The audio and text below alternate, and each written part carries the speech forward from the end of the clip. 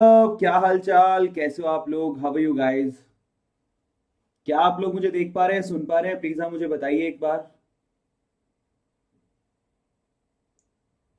Hello, क्या मुझे देख पा रहे हैं, सुन पा रहे हैं? प्लीज आप मुझे बताइए एक बार। Hey guys, what's up? Is everything fine? Okay, तो क्या आप मुझे देख पा रहे हैं? प्लीज आप मुझे बताइए एक बार guys. Can you hear me? फटाफट से बताइए।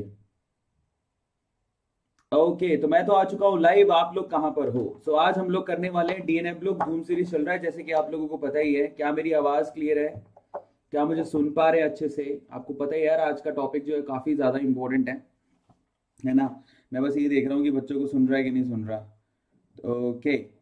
सो गाइज, मेरा नाम है अरविंद अरोड़ा और आप मुझे देख रहे हैं Vedantu NEET made easy channel पे। Obviously the biggest channel in India right now in terms of NEET medical exams. Okay. So कल मैं लाइव नहीं आ पाया क्योंकि मुझे थोड़ा सा काम हो गया था, इसलिए मुझे जाना पड़ा। सो जाना पड़ा तो मैं लाइव नहीं आ पाया। आज का जो टॉपिक है वो है डीएनएफ ब्लॉक। और आपको पता है यार, ये चैप्टर कितना इंपॉर्टेंट है। आपको पता है ना डीएनएफ ब्लॉक कितना इंपॉर्टेंट है? और डीएनएफ ब्लॉक से आप मान के चलो, 3 से 4 सवाल आप मान के चलो, क्योंकि कोऑर्डिनेशन कंपाउंड के जो क्वेश्चंस होते हैं ना, बेसिकली वो भी डीएनएफ ब्लॉक से रिलेट करते हैं। सो चलो फटाफट से शुरू करते हैं विदाउट वेस्टिंग आवर टाइम। काफी बच्चे आ चुके हैं। Let's start the session. How are you guys? चलो मैं नाम लेता हूँ। Uttam Sharma, I am really very fine, thank you so much for asking. Okay, Manisha, Uttam, Shivani, okay, Yamini, Devanshi, Sachin, okay, Sachin Tendulkar क्या बात है, काफी बच्चे आए हैं। चाणक्य, राजेश, स्वाति। ओके। सो देखो, सबसे पहले तो मैं आप लोगों से ये कहता हूँ कि आप लोग मेरी बात ध्यान से सुनना। चैप्टर है ना, आधा अधूरा करोगे तो कोई मतलब नहीं है। और मैं आपको एक और बात बता देता हूँ, मेरी बात ध्यान से सुनना। हमेशा याद रखो कि चैप्टर के टुवर्ड्स एंड ज्यादा क्वेश्चन आते हैं। और यहाँ पर उल्टा होता है। यहाँ पर बच्चे शुरू में आएंगे, एकदम एंथुजियाज्म से देखेंगे, उसके बाद भाग जाएंगे। फायदा क्या है? आपको पूरा चैप्टर देखने से मदद मिलेगी। और आपको बता देता हूँ, लास्ट में जो टॉपिक है ना, जिनको नहीं पता कौन कौन से टॉपिक, K104, K2CR207, इनसे क्वेश्चन बहुत आते हैं और ये एंडिंग पॉइंट वाले टॉपिक हैं। बाय द वे, ठीक है? सो पूरे चैप्टर को ध्यान से देखना। बाय द वे, आज तो मैं बहुत स्मार्ट लग रहा लाऊं, हाँ है इसमें तो ठीक ही दिख रहा हूँ। चलो। सो चलो फटाफट से शुरू करते हैं आज के सेशन को। और आप लोगों को महेशमती साम्राज्य की भैंसिया की कसम है, अगर आप लोगों ने आधा चैप्टर देख के गए तो पूरा देखोगे। और आप लोगों को पूरा देखना है। By the way, golden play button का मैंने अनवेलिंग कर दिया था, मतलब अनबॉक्सिंग कर दिया। अगर आपने नहीं देखा जरूर देख लेना। और देखो, मेरी रिक्वेस्ट है आप लोगों से, आज आप लोग याद रखोगे, आगे हाथ करके एकदम वो शपथ लो। बोलो ऐसा, मैं अमरेंद्र बाहुबली माहेशमती साम्राज्य की कसम लेके बोलता हूँ, डीएनएफ लोग को पूरा करूंगा और एंड तक करूंगा। बोलो सब लोग। ऐसे पता नहीं का साम्राज्य का क्या मिल जाएगा तुम लोगों को। चलो, जो भी मिलेगा, तुम्हारा पेपर तो अच्छा हो जाएगा, 4 क्वेश्चन तो कम से कम करके आओगे। तो मेरी रिक्वेस्ट है यार, पूरा करके जा रहे हैं तो कोई फायदा नहीं है। और मैं आपको बता देता हूँ, मैं आपको क्लियरली बोल देता हूँ कि जो towards the end of the chapter है ना, आपको ज्यादा अच्छे क्वेश्चन देखने को मिलेंगे। ज्यादा मतलब क्वेश्चन उन्हीं में से आते हैं। लेकिन शुरुआत तो अपने को करनी पड़ेगी, कोई चारा नहीं है। 2 घंटे का चैप्टर है कम से कम, मैं पहले ही बता रहा हूँ। पेशेंस रह के लग के बैठना। और काफी इंटरेस्टिंग टॉपिक है। चलो शुरू करते हैं without wasting a time. DNA block, let's start the session guys. One shot में अपने को खत्म करना है। बहुत बढ़िया, काफी ऑडियंस आ चुकी है, लेकिन उससे पहले गाइस 1.2 मिलियन, अभी तो 1.21 मिलियन हो चुके हैं, मतलब 12,10,000 लोग अभी तक जुड़ चुके हैं। गोल्डन प्ले बटन आ चुकी है, हमारा सपना पूरा हो चुका है। That's really awesome and thank you so much. अगर आपने सब्सक्राइब नहीं किया है तो कर लो बेटा, मतलब thank you so much for supporting S. और अगर आपने अभी तक सब्सक्राइब नहीं किया है तो प्लीज आप कर लो। ये अपनी फैमिली, अपना ही परिवार है और आप लोगों को सब्सक्राइब करना बनता है, क्योंकि इसको सब्सक्राइब कर डाला तो लाइफ एकदम झिंगा लाला। स्लाइड जो है कार्तिका सिंह ने प्रिपेयर की है, thank you so much Kartika for that as well. और उसके अलावा गाइस, कंप्लीट क्रैश कोर्स अगर आप अभी ज्वाइन करना चाहते हैं तो 4,499 रुपए का ये कंप्लीट क्रैश कोर्स है, जिसके लिए लिंक मैं आपको काफी बार दे चुका हूँ। VDNTU/NEETCC, ये लिंक है जिसको क्लिक करके आप ये कंप्लीट क्रैश कोर्स कर सकते हैं। और आपको कूपन कोड देता हूँ। अदरवाइज ये जो कोर्स है वो 23,999 रुपए का, लेकिन अगर आप कूपन कोड लगाएंगे AASUPR अरविंद अरोड़ा सुपरमैन, याद है शक्तिमान, और आप आपके शक्तिमान सर, तो आज आपके शक्तिमान सर पूरी पावर दिखाने वाले हैं। सो फाइनली ये है सीन की ओवरऑल, कि ए सुपर लगाती है आपको ये जो कोर्स है 4,499 रुपए का मिल जाएगा। काफी अच्छा खासा डिस्काउंट मिल रहा है भाई, 19,000 का डिस्काउंट, ओ माय गॉड। तो आप ले लो, अभी भी काम है आपके पास। इसके अलावा टेलीग्राम के ग्रुप को ज्वाइन करना मत भूलना। टेलीग्राम का हमारा नया ग्रुप है, मैं आपको बहुत बार बच्चों का बता चुका हूँ। पुराने वाला ग्रुप हम लोग बंद कर रहे हैं, सो प्लीज आप नए वाला ग्रुप जो है ज्वाइन कर लो। आपको उसी से हेल्प मिलेगा, तो आप उसको ज्वाइन कर लो, है ना। ओके, सो आप बच्चा लोग ज्वाइन कर लिया आप लोगों ने, है ना। ज्वाइन तो काफी बच्चों ने कर ही लिया होगा। सो चलिए अब हम लोग आगे चलते हैं। फाइनली गाइस, मेरी रिक्वेस्ट है आपसे, टेलीग्राम के ग्रुप को जरूर ज्वाइन कर लेना। और जो हमारा टेलीग्राम का ग्रुप है वो वेदांतु नीट ऑफिशियल है। इसके अलावा 26 जुलाई को आप लोगों को एग्जाम है, आप लोगों को पता ही है 26 जुलाई को एग्जाम है। और अगर 26 जुलाई को एग्जाम है तो आप लोगों का 650 नंबर का टारगेट होना चाहिए, जो काफी बच्चों का है। वो भी एक खुशी की बात है कि आप लोग 650 नंबर सोच के चल रहे हो। लेकिन जब 650 नंबर सोच के चल रहे हो तो ए स्क्वायर आपको कैसे हेल्प करेगा? ऑब्वियसली गाइस, अब हम लोग शुरू करते हैं हमारी धूम सीरीज का अगला वाला चैप्टर, जिसका नाम क्या है? धूम मचाले, डीएनएफ ब्लॉक। चलिए फटाफट से स्टार्ट करते हैं आज की सेशन को, डीएनएफ ब्लॉक। और आप लोग याद रखिएगा, इस चैप्टर से 4 क्वेश्चन कम से कम देखने को मिलेंगे, इसलिए पूरा चैप्टर देखने के बिना तो काम नहीं बनेगा।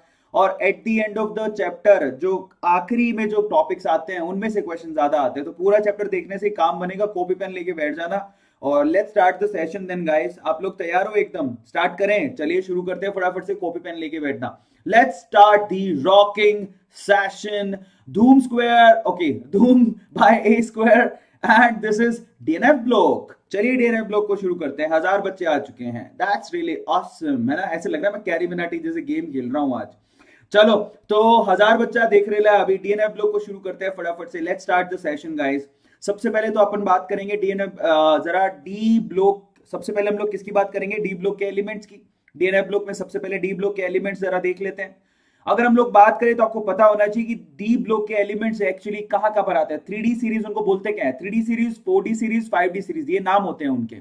अब सवाल ये कि 3D सीरीज का मतलब क्या हो गया? 3D सीरीज का मतलब हो गया पीरियड नंबर 4 से शुरू होता है और ग्रुप नंबर क्या होता है? Group number 3 two group number 12। आप लोग याद रखो, पीरियड नंबर 4, ठीक है। पीरियड नंबर 4 में ग्रुप नंबर 3 से लेके ग्रुप नंबर 12 तक, ग्रुप नंबर 3 से लेके ग्रुप नंबर 12 तक जो एलिमेंट आते हैं वो डी ब्लॉक के एलिमेंट होते हैं, जिन्हें हम ट्रांजिशन एलिमेंट भी कहते हैं। पहले तो आप याद करो कि कौन कौन से होते हैं। वो होते हैं शक्ति, वक्रमन, फीको, निकुजन, मतलब scandium, titanium, vanadium, chromium, manganese, iron, cobalt, निकल, कॉपर, जिंक। पहले तो एलिमेंट याद होने चाहिए, नहीं याद तो कोई फायदा नहीं है, तो आप याद करो। दूसरा होता है 4D सीरीज। 4D सीरीज बेटा किसकी होती है?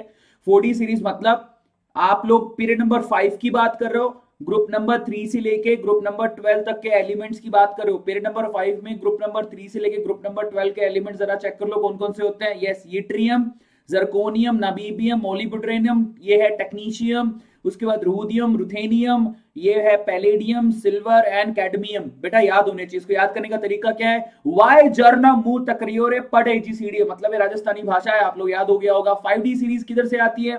5D सीरीज होती है पीरियड नंबर 6 की, ग्रुप नंबर 3 से लेके ग्रुप नंबर 12 तक के एलिमेंट्स होते हैं पीरियड नंबर 5 में। और यहाँ पर जो LA आपको दिखाई देता है, LA मतलब लॉस एंजल्स नहीं है, ये LA मतलब लैंथेनम है। और यहां से आप लोगों का F ब्लॉक भी शुरू होता है, तो वो अपन बाद में पढ़ेंगे। पहले अपन लोग यहाँ पर D ब्लॉक पढ़ रहे हैं। उसमें आता है ला, हफ्ता, डब्ल्यू रे, पर osmium, iridium, platinum, gold and silver, तो ये आते हैं, ठीक है। ला, लेंथेनम, हॉफनियम, ये है टाइटेनियम, ऐसा कुछ है। और उसके बाद टंगस्टन, उसके बाद है रथेनियम, ऐसा कुछ है। और osmium, iridium, platinum, gold and mercury. तो ये आपके ना 3D, 4D और 5D सीरीज है। और 3D सीरीज का मतलब होता है पीरियड नंबर 4, या आप गलत मत याद कर लेना। 3D सीरीज मतलब पीरियड नंबर 4, 4D सीरीज मतलब period number 5 and 5D series मतलब पीरियड नंबर 6 की बात हो रही है।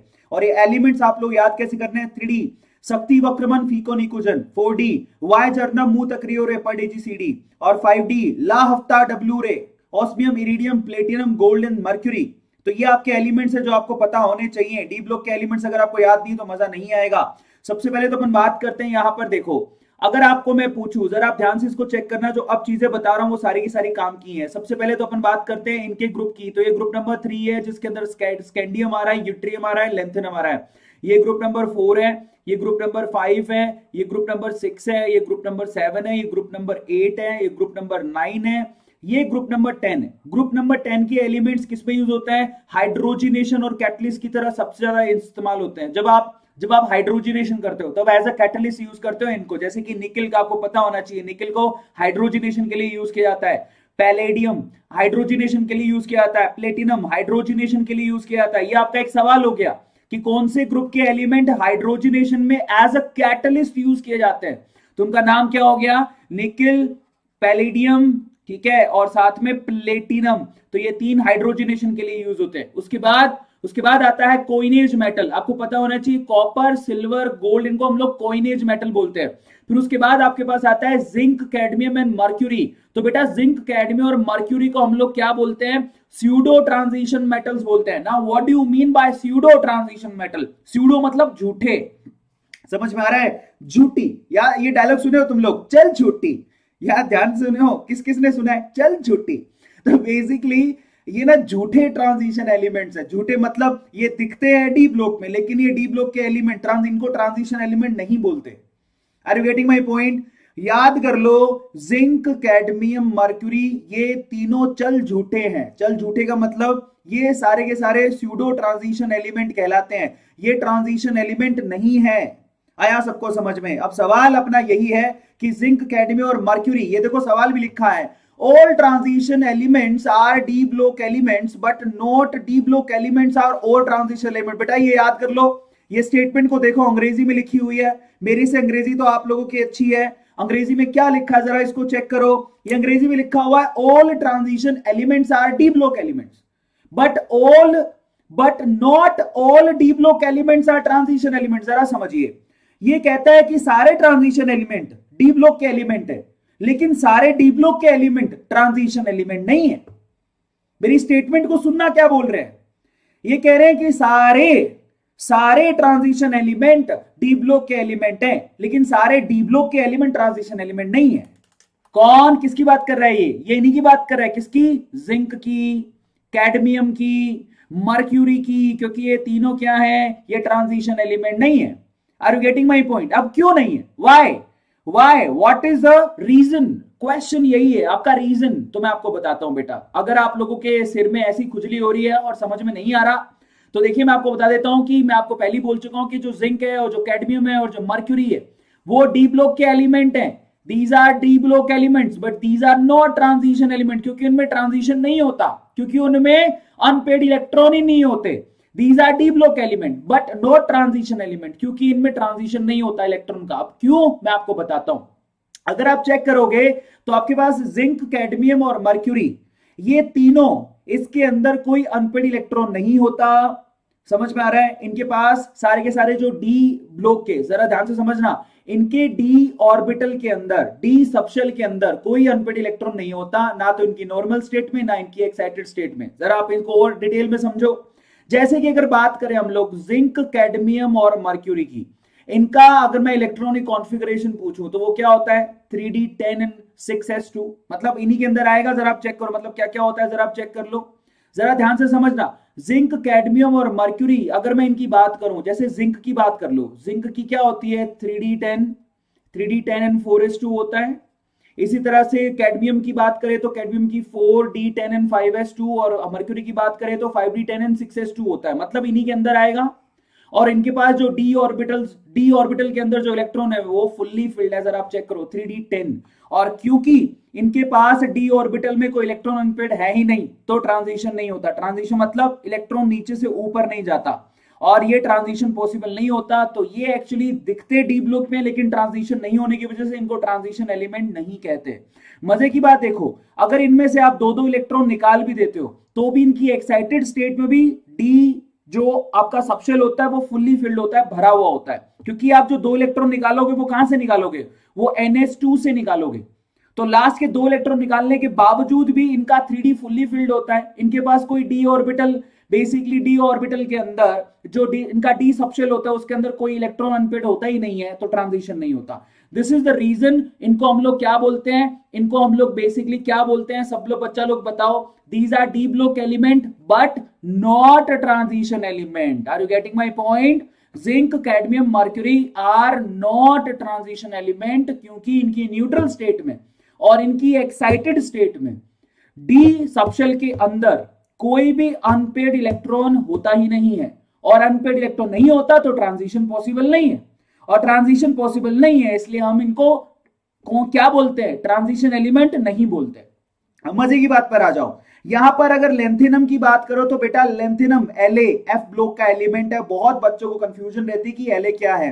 तो लेंथेनम एक एफ ब्लॉक का एलिमेंट है और वहीं से आपका एफ ब्लॉक शुरू होता है। लेंथेनोइड सीरीज यहीं से ही शुरू होती है, LA से लेके LU तक। Are you getting my point? LA मतलब लॉस एंजल्स से लेके लवली प्रोफेशनल यूनिवर्सिटी तक, 57 से लेके और 71 तक आपके क्या है, ये सारे के सारे एफ ब्लॉक के एलिमेंट्स है। और LA मैं आपको बता देता हूं ये एफ ब्लॉक का एलिमेंट है, डी ब्लॉक का एलिमेंट नहीं है। तो आपके दिमाग में से क्लियर कर लेना। अब अपन आते हैं प्रॉपर्टीज की तरफ। डी ब्लॉक के एलिमेंट की प्रॉपर्टी क्या होती है जरा हम लोग चेक भी कर लें। तो चलो फटाफट से प्रॉपर्टीज को पढ़ते हैं। सबसे पहले हम लोग बात करेंगे एटॉमिक रेडियाई की। बड़ी इंटरेस्टिंग एटॉमिक रेडियाई है, मैं आपको बताता हूं। सबसे मजे की बात देखना, अगर हम लोग यहां पर बात करें scandium, titanium, vanadium and chromium. Titanium का फॉर्मूला क्या होता है? Ti। तो scandium, titanium, vanadium and chromium, इनकी जो एटॉमिक रेडियाई है वो डिक्रीज होती है। मतलब आप स्कैंडियम से टाइटेनियम की तरफ जाओ, टाइटेनियम से वेनेडियम की तरफ जाओ, वेनेडियम से क्रोमियम की तरफ जाओगे तो एटॉमिक रेडियाई घटने लगती है। क्यों घटने लगती है? क्योंकि इफेक्टिव न्यूक्लियस चार्ज जो है वो ज्यादा होता है। आ गया समझ में? इसीलिए घटती है। स्क्रीनिंग इफेक्ट, यहां पर दो तरह के इफेक्ट लगते हैं। स्क्रीनिंग इफेक्ट से इफेक्टिव न्यूक्लियस चार्ज ज्यादा होता है, क्योंकि न्यूक्लियस चार्ज ज्यादा होता है तो यहां पर रेडियस जो है एटॉमिक रेडियस घटने लगते हैं। लेकिन मजे की बात देखो, ये 4 तक ही घटती है, फिर उसके बाद क्या होता है? उसके बाद यहां पर जरा आप चेक करना, मैंगनीज में, आयरन में, कोबाल्ट में और निकल में इनकी atomic radii almost nearly constant होती है। प्लीज आप लिखो, बहुत इंपॉर्टेंट है भाई। स्कैंडियम, टाइटेनियम, वेनेडियम और क्रोमियम तक तो घटती है।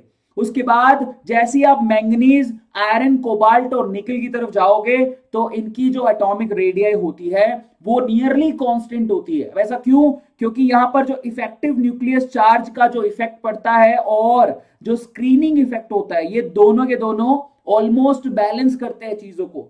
तो बढ़ने लेते हैं ना घटने देते हैं। और मजे की बात देखो, उसके बाद अगर आप वो बात करोगे यहां पर कॉपर और जिंक की, तो यहां पर एटॉमिक रेडियाई बढ़ती है, एटॉमिक रेडियाई इंक्रीज होती है। तो जिंक की एटॉमिक रेडियाई कॉपर से ज्यादा होती है। प्लीज आप लिख लो, काम आएगा, बहुत कम बच्चों को पता है ये। तो मैं आपको वेरिएशन दिखाता हूं कैसे वेरी करता है। तो स्कैंडियम से, टाइटेनियम से, वेनेडियम से, क्रोमियम तक तो एटॉमिक रेडियाई घटती है क्योंकि इफेक्टिव न्यूक्लियस चार्ज बढ़ता है। As compare to screening effect, effective nucleus charge ज्यादा होता है। अब उसके बाद मैंगनीज, आयरन, कोबाल्ट से निकल तक इनकी जो एटॉमिक रेडियाई है वो ऑलमोस्ट कांस्टेंट होती है, लेकिन उसके बाद बढ़ने लगती है। तो जिंक का एटॉमिक रेडियाई ज्यादा होता है कॉपर से, जो बहुत कम बच्चों को पता है। तो अगर हम लोग यहां पर, ये ऐसा क्यों होता है, जिंक की रेडियाई ज्यादा क्यों है एज कंपेयर टू कॉपर? उसका रीजन है इलेक्ट्रॉन रिपल्शन, या फिर हम बोले स्क्रीनिंग इफेक्ट जो है डोमिनेटिंग होता है as compare to effective nucleus charge. Screening effect as compare to effective nucleus charge dominating होता है। तो अगर मैं आप लोगों को ग्राफिकली समझाऊं तो आप खुद से देखना, स्कैंडियम का चेक करो एटॉमिक रेडियाई सबसे ज्यादा, टाइटेनियम उससे कम, वेनेडियम उससे कम, क्रोमियम और कम। लेकिन आप मैंगनीज से लेके आप निकल तक चेक करो, ऑलमोस्ट इनका ज्यादा वेरिएशन नहीं है, ऑलमोस्ट ये कांस्टेंट है। लेकिन जैसे ही आप कॉपर और जिंक की तरफ जाओगे, अचानक से जिंक का एटॉमिक रेडियाई बढ़ जाता है और कॉपर की कंपैरिजन में जिंक का ज्यादा होता है। तो जिंक का एटॉमिक रेडियाई कॉपर से ज्यादा होता है। प्लीज आप इसको लिख लो। सेम केस यहां पर किस किस के लिए एप्लीकेबल है? यहां पर गोल्ड और मर्क्यूरी के लिए भी सेम केस लगेगा, सिल्वर और कैडमियम के भी सेम केस लगेगा। लेकिन अगर आप ग्राफ को ध्यान से देखो तो मजे की बात है। अगर मैं यहां पर कंपैरिजन करूं 3D सीरीज, 4D सीरीज और 5D सीरीज के एटॉमिक रेडियाई की, तो 3D सीरीज की एटॉमिक रेडियाई बहुत सबसे कम है, क्योंकि वो ग्राफ में नीचे आ रहे हैं। जरा आप चेक करो, 3D सीरीज की एटॉमिक रेडियाई सबसे कम है। लेकिन 4D एंड 5D सीरीज, इनकी एटॉमिक रेडियाई ऑलमोस्ट सिमिलर है। सेम ग्राफ मिलेगा आपको, जरा चेक करो।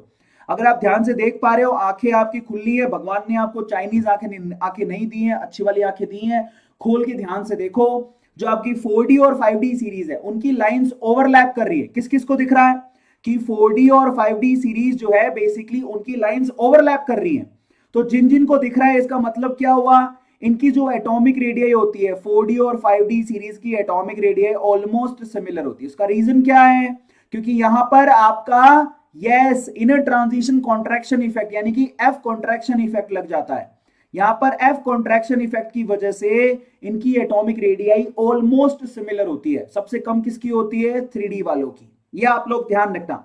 मतलब अगर आप 3D से 4D से 5D की तरफ जाओगे तो 3D से 4D से 5D की तरफ जाने पर 3D की एटॉमिक रेडियाई कम, 4D और 5D की ऑलमोस्ट सिमिलर होती है। तो ये आप लोग याद कर लो, that will be more helpful for all of you. आपको सबको समझ में आया? अब हम चलते हैं फिजिकल प्रॉपर्टीज की तरफ। सबके फिजिकल प्रॉपर्टीज देखने जरूरी है, इनके डील डोल को देखना जरूरी है, ये कैसा दिखता है। Are you getting my point? तो आपकी जानकारी के लिए आपको बता देता हूं, पूरा चैप्टर नहीं देखोगे तो कोई फायदा नहीं निकलेगा। अब प्रॉपर्टीज की तरफ चलते हैं। फिजिकल प्रॉपर्टी, सबसे पहले तो ये सारे के सारे मैलिएबल होते हैं। जो डी ब्लॉक के एलिमेंट या सारे के सारे मेटल है सबसे पहले ये मैलिएबल होते हैं, ठीक है। दूसरा ये सोनरस होते हैं। मैलिएबल 10वीं क्लास में पढ़ा है आपको मैलिएबल। आप इनको क्या कर सकते हो, मैलिएबल पतली पतली तारों में आप इनको कन्वर्ट कर सकते हो, आपको पता है ना। सोनरस मतलब अच्छी आवाज आती है इस वजह, टन टन। डक्टाइल होते हैं, ठीक है। इसके अलावा ये लस्ट्रस होते हैं, मतलब इनमें चमक होती है। Are you getting my point? और ये चमक क्यों होती है? क्योंकि इनके पास लूजली बॉन्डेड इलेक्ट्रॉन्स होते हैं, डी ब्लॉक के इलेक्ट्रॉन्स होते हैं जो कि ट्रांजिशन करते हैं। तो इनकी ये फिजिकल प्रॉपर्टी है, मैलिएबल है, ये सोनरस है, ये टेक्टाइल है, ये लस्ट्रस है। ओके, तो यहां पर आप लोगों को ध्यान रखना है, सारा खेल एक्चुअली यहां पर किस चीज का है? यहां पर सारा खेल अब जो भी पढ़ोगे वो डी जो सबशेल है, डी सबशेल के अंदर जो अनपेड इलेक्ट्रॉन होते हैं, सारा खेल उसका है। डी सबशेल के अनपेड इलेक्ट्रॉन का खेल है सारा का सारा। समझ में आ गया? तो ये आप लोगों को ध्यान रखना है। और यहां पर ये सारी प्रॉपर्टीज, उनमें से ज्यादातर प्रॉपर्टीज किस वजह से होती है? क्योंकि इनके पास डी सबशेल के अंदर अनपेड इलेक्ट्रॉन होते हैं, और जिसके पास नहीं होते वो ये प्रॉपर्टीज जनरली नहीं दिखाता। तो अपन उसके ऊपर बात करते हैं। सबसे पहली प्रॉपर्टी कौन सी है हमारी? Ionisation energy. तो let's start with ionisation energy. Ionisation energy का मतलब क्या होता है? जब किसी एटम को, किसी गैसियस एटम को आप इतनी एनर्जी दे दो कि वो क्या करे, अपना एक इलेक्ट्रॉन लूज कर दे। अपना एक इलेक्ट्रॉन वो क्या करे, वो अपना एक इलेक्ट्रॉन लूज कर दे इतनी एनर्जी देने के बाद, जिसको हम लोग आयनाइजेशन एंथैल्पी कहते हैं, और वो किस में कन्वर्ट हो जाए? कैटायन में। तो यहां पर इसी सिचुएशन को आप लोग किससे दिखाते हो? आयनाइजेशन एनर्जी से। इसमें रिक्वायर्ड एनर्जी को आयनाइजेशन एंथैल्पी कहते हैं। अब यहां पर सबसे पहले आयनाइजेशन एनर्जी की बात कर लेते हैं। सबसे पहले तो अगर आप जाओगे फ्रॉम लेफ्ट टू राइट, अगर आप जाओगे लेफ्ट टू राइट मतलब स्कैंडियम से लेके जिंक की तरफ, अगर आप जाओगे स्कैंडियम से लेके जिंक की तरफ, ठीक है, तो increase from left to right due to the increase in atomic number. अगर आप लेफ्ट टू राइट जाओगे तो यहां पर आपकी आयनाइजेशन एनर्जी जो है बेसिकली इंक्रीज होती है, क्योंकि इफेक्टिव न्यूक्लियस चार्ज बढ़ता है। ये आप लोग याद रखना, आप लोगों को बहुत इंपॉर्टेंट है। इफेक्टिव न्यूक्लियस चार्ज बढ़ने की वजह से यहां पर आयनाइजेशन एंथैल्पी जो है बेसिकली जनरली इंक्रीज होती है। एक्सेप्शन की बात नहीं कर रहा, लेकिन आप मजे की बात देखो, यहां पर अब एक्सेप्शन की बात करते हैं, जो सबसे ज्यादा इंपॉर्टेंट है हमारे लिए डिस्कशन के हिसाब से। यहां पर अगर मैं बात करूं जिंक की, कैडमियम की, मर्क्यूरी की, तो इनकी जो फर्स्ट आयनाइजेशन एंथैल्पी होती है वो हाईएस्ट होती है। हाईएस्ट अपने अपने जो ग्रुप है, अपने पीरियड के अंदर, ग्रुप नहीं बोलूंगा, अपने पीरियड के अंदर हाईएस्ट होती है। समझ में आ गया? जिंक की बाकियों से हाईएस्ट, कैडमियम की बाकियों से हाईएस्ट, मर्क्यूरी की बाकियों से हाईएस्ट। ऐसा क्यों? क्योंकि इनकी जो इलेक्ट्रॉनिक कॉन्फ़िगरेशन होती है बेसिकली वो फुल्ली फिल्ड होती है। फुल्ली फिल्ड का मतलब अगर जिंक की बात कर लेते हैं तो जिंक की आपको पता है क्या होता है?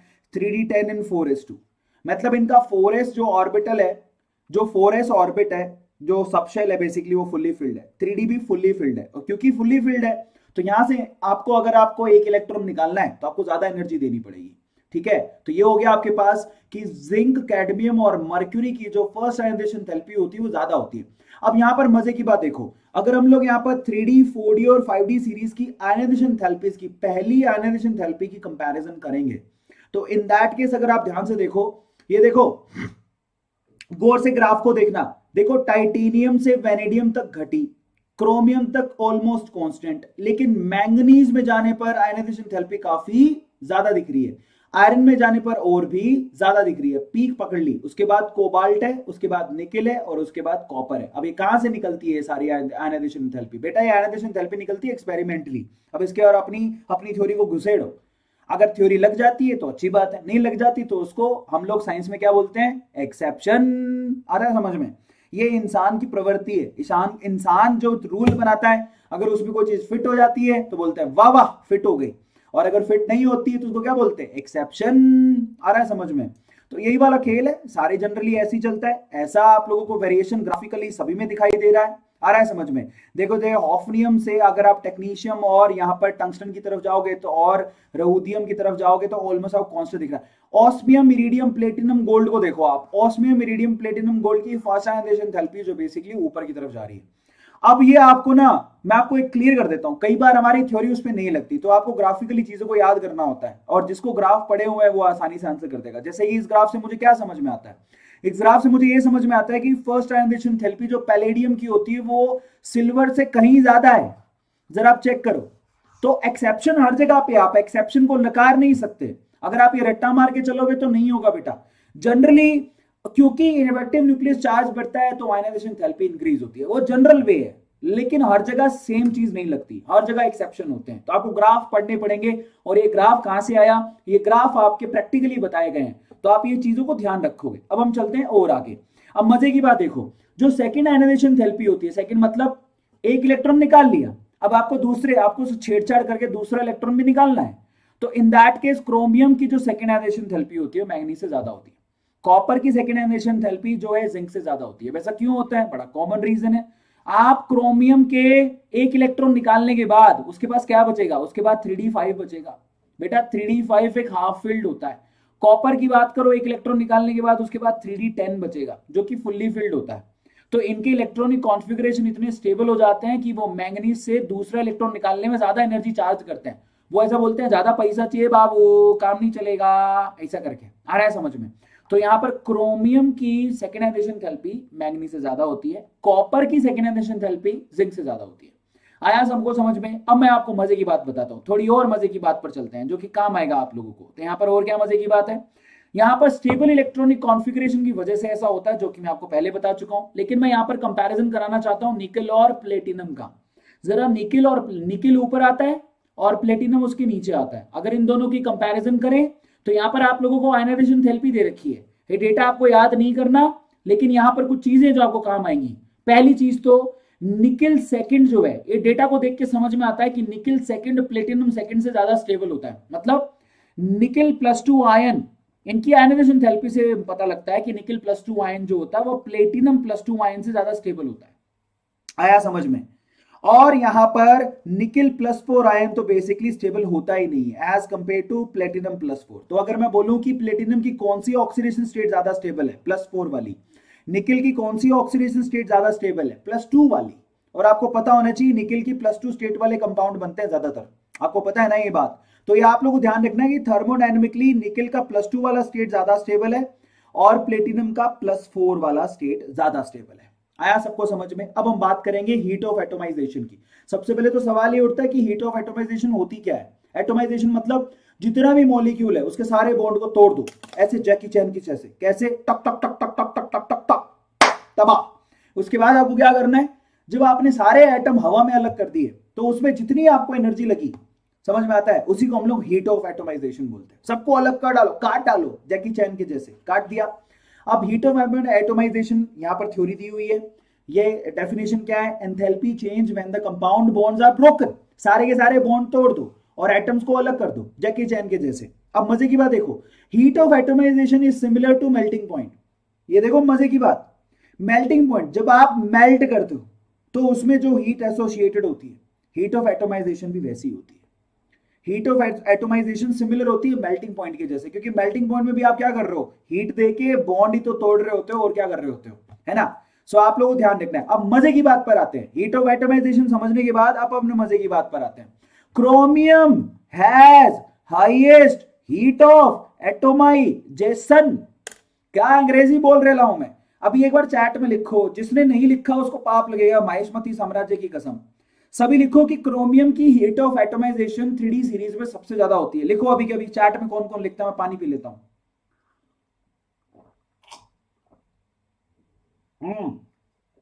कौन कौन लिख रहा है अभी पानी पीने से थोड़ा गला ठीक रहता है। क्रोमियम की हीट ऑफ एटमाइजेशन बेसिकली सबसे ज्यादा होती है 3D सीरीज में। अब ऐसा क्यों होता है मैं उसका कारण बताऊंगा आपको। क्रोमियम की हीट ऑफ एटमाइजेशन सबसे ज्यादा होती है, क्यों क्यों, इसका रीजन क्या है। उसका रीजन है बेटा बेसिकली क्योंकि इसके पास नंबर ऑफ अनपेड इलेक्ट्रॉन सबसे ज्यादा होते हैं। इसके पास नंबर ऑफ अनपेड इलेक्ट्रॉन, मतलब क्रोमियम को अगर आप देखोगे तो क्या होता है, इसका electronic configuration 3d 5 and 4s1। इसके पास नंबर ऑफ अनपेड इलेक्ट्रॉन कितने हैं, जरा आप बताओ मुझे। Number of unpaired electron total 6, और 6 इलेक्ट्रॉन क्या करेंगे, ये अनपेड इलेक्ट्रॉन क्या करेंगे बेसिकली, दूसरे वाले एटम के अनपेड इलेक्ट्रॉन से बॉन्ड बनाएंगे। यहां पर मेटेलिक बॉन्ड ज्यादा मजबूत होते हैं। भाई आप जरा सोचो कि बॉन्ड कैसे बनता है। आप कभी किसी किसी लड़के ने किसी लड़की का हाथ पकड़ाओ, किसी लड़की ने किसी लड़की का हाथ पकड़ाओ, जो गिर रहे हो, मान लो पहाड़ से गिर रहे हो, तो कैसे पकड़ोगे? इसको ऐसे करके, एक से तो नहीं पकड़ पाओगे ना, ऐसे करके दो से पकड़ोगे। आ रहा है समझ में? तो यहां पर आपका जोड़ क्या हो गया? मजबूत हो गया, ऐसा करके। पर अकेला हाथ से तो कुछ नहीं होगा ना। तो अब सीन क्या है जरा आप चेक करो। जितने ज्यादा अनपेड इलेक्ट्रॉन होंगे वो दूसरे एटम के अनपेड इलेक्ट्रॉन के साथ क्या करेगा? बॉन्डिंग बनाएगा। बॉन्डिंग बनाएगा तो उनको बॉन्ड को तोड़ना हार्ड हो जाएगा। यहां पर 6 बॉन्ड बनेंगे, 6 छक्का लगा दिया बंदे ने। आ रहा है समझ में? तो बेसिकली क्रोमियम बॉन्ड में छक्का लगाता है, 6 बॉन्ड बनते हैं, क्योंकि इसके बाद 6 अनपेड इलेक्ट्रॉन है, इसीलिए इसकी हीट ऑफ एटोमाइजेशन सबसे हाईएस्ट होती है। सबको समझ में आया? या आप लोग याद रखना भैया, फिर मत कहना बताया नहीं। तो ये उसका रीजन है, मैंने आपको क्लियर कर दिया, क्योंकि इसके बाद 3d 5 एंड 4s1 होता है, 6 अनपेड इलेक्ट्रॉन होता है, इसलिए ऐसा होता है। अब यहाँ पर हीट ऑफ एटोमाइजेशन का आप लोग ग्राफ दिया। अब ग्राफ किस काम आता है? Heat of atomisation 3d series की सबसे कम होती है, फिर आएगी 4d सीरीज और फिर आएगा 5d सीरीज। प्लीज आप याद कर लो, 3d सीरीज का हीट ऑफ एटोमाइजेशन सबसे क्या होता है? यस, सबसे क्या होता है? सबसे कम। 4d का उससे ज्यादा, 5d सीरीज का सबसे ज्यादा। आ रहा है समझ में? तो ये आप लोगों को ध्यान रखना है। ये आपको 3d सीरीज का दे रखा है, ये 4d सीरीज का, ये 5d सीरीज का, और हीट ऑफ एटोमाइजेशन 3d की सबसे ज्यादा होती है। अब चलते हैं, let's talk about melting point. भैया अब जो है चैप्टर आपका रियली शुरू हो रहा है। मेल्टिंग पॉइंट की बात करते हैं सबसे पहले। तो मेल्ट, चलो मेल्टिंग पॉइंट की बात करते हैं। किसकी मेल्टिंग पॉइंट ज्यादा, किसकी melting point come? Let's talk about that. सबसे पहले तो मेल्टिंग पॉइंट, ठीक है। मेल्टिंग पॉइंट डिपेंड करता है इन फैक्टर्स के ऊपर। सबसे पहले सिमेट्री ऑफ मॉलिक्यूल्स, कि मॉलिक्यूल कितने सिमेट्रिकल है। ज्यादा सिमेट्रिकल है तो मेल्टिंग पॉइंट ज्यादा होगा। समझ में आ रहा है? उसके बाद किस फैक्टर पे काम करते हैं? Hydrogen bonding. अगर यहाँ पर हाइड्रोजन बॉन्डिंग ज्यादा है, ऑब्वियसली मेल्टिंग पॉइंट ज्यादा होगा। लेकिन यहाँ पर तो हम मेटल की बात कर रहे हैं, तो हाइड्रोजन बॉन्ड का केस बनता नहीं है। फिर उसके बाद आता है wonder walls force of attraction. लेकिन यहाँ पर मेटल की बात कर रहे हैं, तो इसकी बात करना भी बनता नहीं, लेकिन मेल्टिंग पॉइंट इन पे डिपेंड करता है। उसके बाद सरफेस एरिया ऑफ मॉलिक्यूल, कि मॉलिक्यूल का सरफेस एरिया बेसिकली कितना ज्यादा है, उस पर भी डिपेंड करता है। फाइनली पोलैरिटी, अगर मॉलिक्यूल में पोलैरिटी होगी तो उनका मेल्टिंग पॉइंट ज्यादा होगा, ऑब्वियसली क्योंकि फोर्स ऑफ अट्रैक्शन ज्यादा होगा। और उसके अलावा मेटेलिक बॉन्डिंग। तो यहां पर हमें किसकी बात करनी है? हमें तो बेटा मेटेलिक बॉन्डिंग की बात करनी है। ऐसा क्यों? क्योंकि हम मेटल को पढ़ रहे हैं, मेटल को पढ़ रहे हैं, तो मेटेलिक बॉन्डिंग की बात करनी है। और मेटेलिक बॉन्डिंग की वजह से ही आप लोगों के मेल्टिंग पॉइंट ज्यादा होते हैं। अगर मेटेलिक बॉन्डिंग अच्छी है तो मेल्टिंग पॉइंट ज्यादा होते हैं। चलिए अब मैं आप लोगों को कुछ चीजें बताता हूं। Melting point and boiling point के बारे में जरा समझिए। High melting and boiling point, इसका रीजन क्या होता है? इसका रीजन होता है मेटेलिक बॉन्ड। प्लीज आप चेक कर लो, किसी का अगर मेल्टिंग पॉइंट और बॉइलिंग पॉइंट ज्यादा है डीप ब्लॉक में, तो उसका रीजन है मेटेलिक बॉन्ड। समझ में आ गया? और metallic bond and the presence of half filled D orbital, presence of yes empty D, half filled D orbitals. Please आप इसको नोट डाउन करो। जिसके पास डी ऑर्बिटल हाफ फिल्ड होगा, जरा समझो, मतलब ऑर्बिटल की बात कर रहा है, हाफ फिल्ड डी ऑर्बिटल। एक ऑर्बिटल आपको पता है ना कि डी सबशेल के अंदर 5 ऑर्बिटल होते हैं, यस और नो?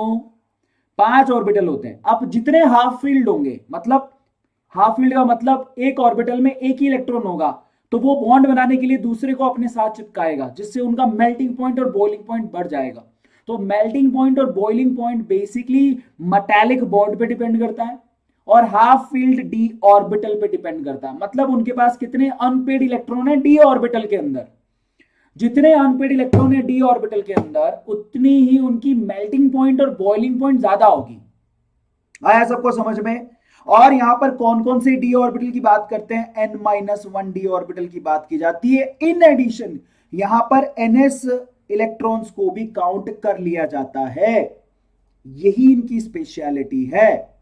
यहां पर n-1 डी ऑर्बिटल को तो काउंट कर लिया जाता है और ns को भी काउंट कर लिया जाता है। यही इनकी स्पेशलिटी है। और इन्हीं की वजह से जब इनके पास अनपेड इलेक्ट्रॉन होते हैं, उन्हीं की वजह से इनका जो मेल्टिंग पॉइंट होता है और इनका जो बॉइलिंग पॉइंट होता है वो हाई होता है ना?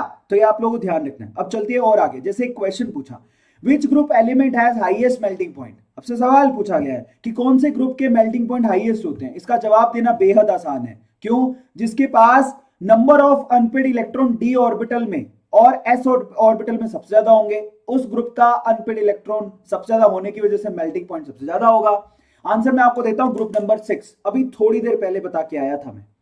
क्रोमियम के पास आपको पता है 3d5 and 4s1 होता है, जिसकी वजह से उसके पास 6 अनपेड इलेक्ट्रॉन होता है। सेम मोलिबडेरेनियम पर भी होता है, सेम टंगस्टन पर भी होता है। तो अगर कोई पूछे अभी के अभी चैट लिखो, चैट में लिखो बेटा बताया तो था थोड़ी देर पहले somebody saying why, बेटा अनपेड इलेक्ट्रॉन अगर ज्यादा होंगे तो वो दूसरे एटम के अनपेड इलेक्ट्रॉन से बॉन्ड ज्यादा बनाएगा, बॉन्ड ज्यादा बनाएगा तो उसको तोड़ने के लिए ज्यादा एनर्जी लगेगी, तो मेल्टिंग पॉइंट ज्यादा होगा। और यहां पर सबसे ज्यादा अगर मेल्टिंग पॉइंट की बात करो तो वो ग्रुप नंबर 6 के एलिमेंट की होती है, क्रोमियम की, मोलिबडेरेनियम की और यहां पर टंगस्टन की, क्योंकि इनके पास टोटल अनपेड इलेक्ट्रॉन कितने होते हैं 6। कहां कहां पे, एक तो n, यस n-1d में और एक ns में, टोटल काउंट करोगे तो इनके पास 6 अनपेड इलेक्ट्रॉन होते हैं। समझाया तो था अभी थोड़ी देर पहले। तो आप लिख लो, ये बहुत इंपॉर्टेंट है, ग्रुप नंबर 6 के एलिमेंट की मेल्टिंग पॉइंट सबसे ज्यादा होती है। क्यों होती है, कारण क्या है, क्योंकि इनके पास अनपेयर्ड इलेक्ट्रॉन सबसे ज्यादा होते हैं। अनपेयर्ड इलेक्ट्रॉन ज्यादा होंगे तो मेल्टिंग पॉइंट ज्यादा होगा। बेटा ये सवाल मैं आपको गारंटी देता हूं नीट में क्वेश्चन आएगा, लिख लो नीट में सवाल आएगा, फिर मत कहना अरविंद सर के गला खराब था, बैठा हुआ गले में उन्होंने पढ़ा पढ़ा के आप लोगों को इतना नो निहाल किया और आप लोगों ने पेपर में जाके निहाल कर दिया। क्रोमियम, मोलिबडेरेनियम एंड टंगस्टन के अंदर बेसिकली मेल्टिंग पॉइंट ज्यादा होता है, लेकिन अगर मान लो इन तीनों की कंपैरिजन कर लें तो ऊपर से नीचे जाने पर मेल्टिंग पॉइंट इंक्रीज होता है, क्योंकि मेटेलिक प्रॉपर्टी बढ़ती है।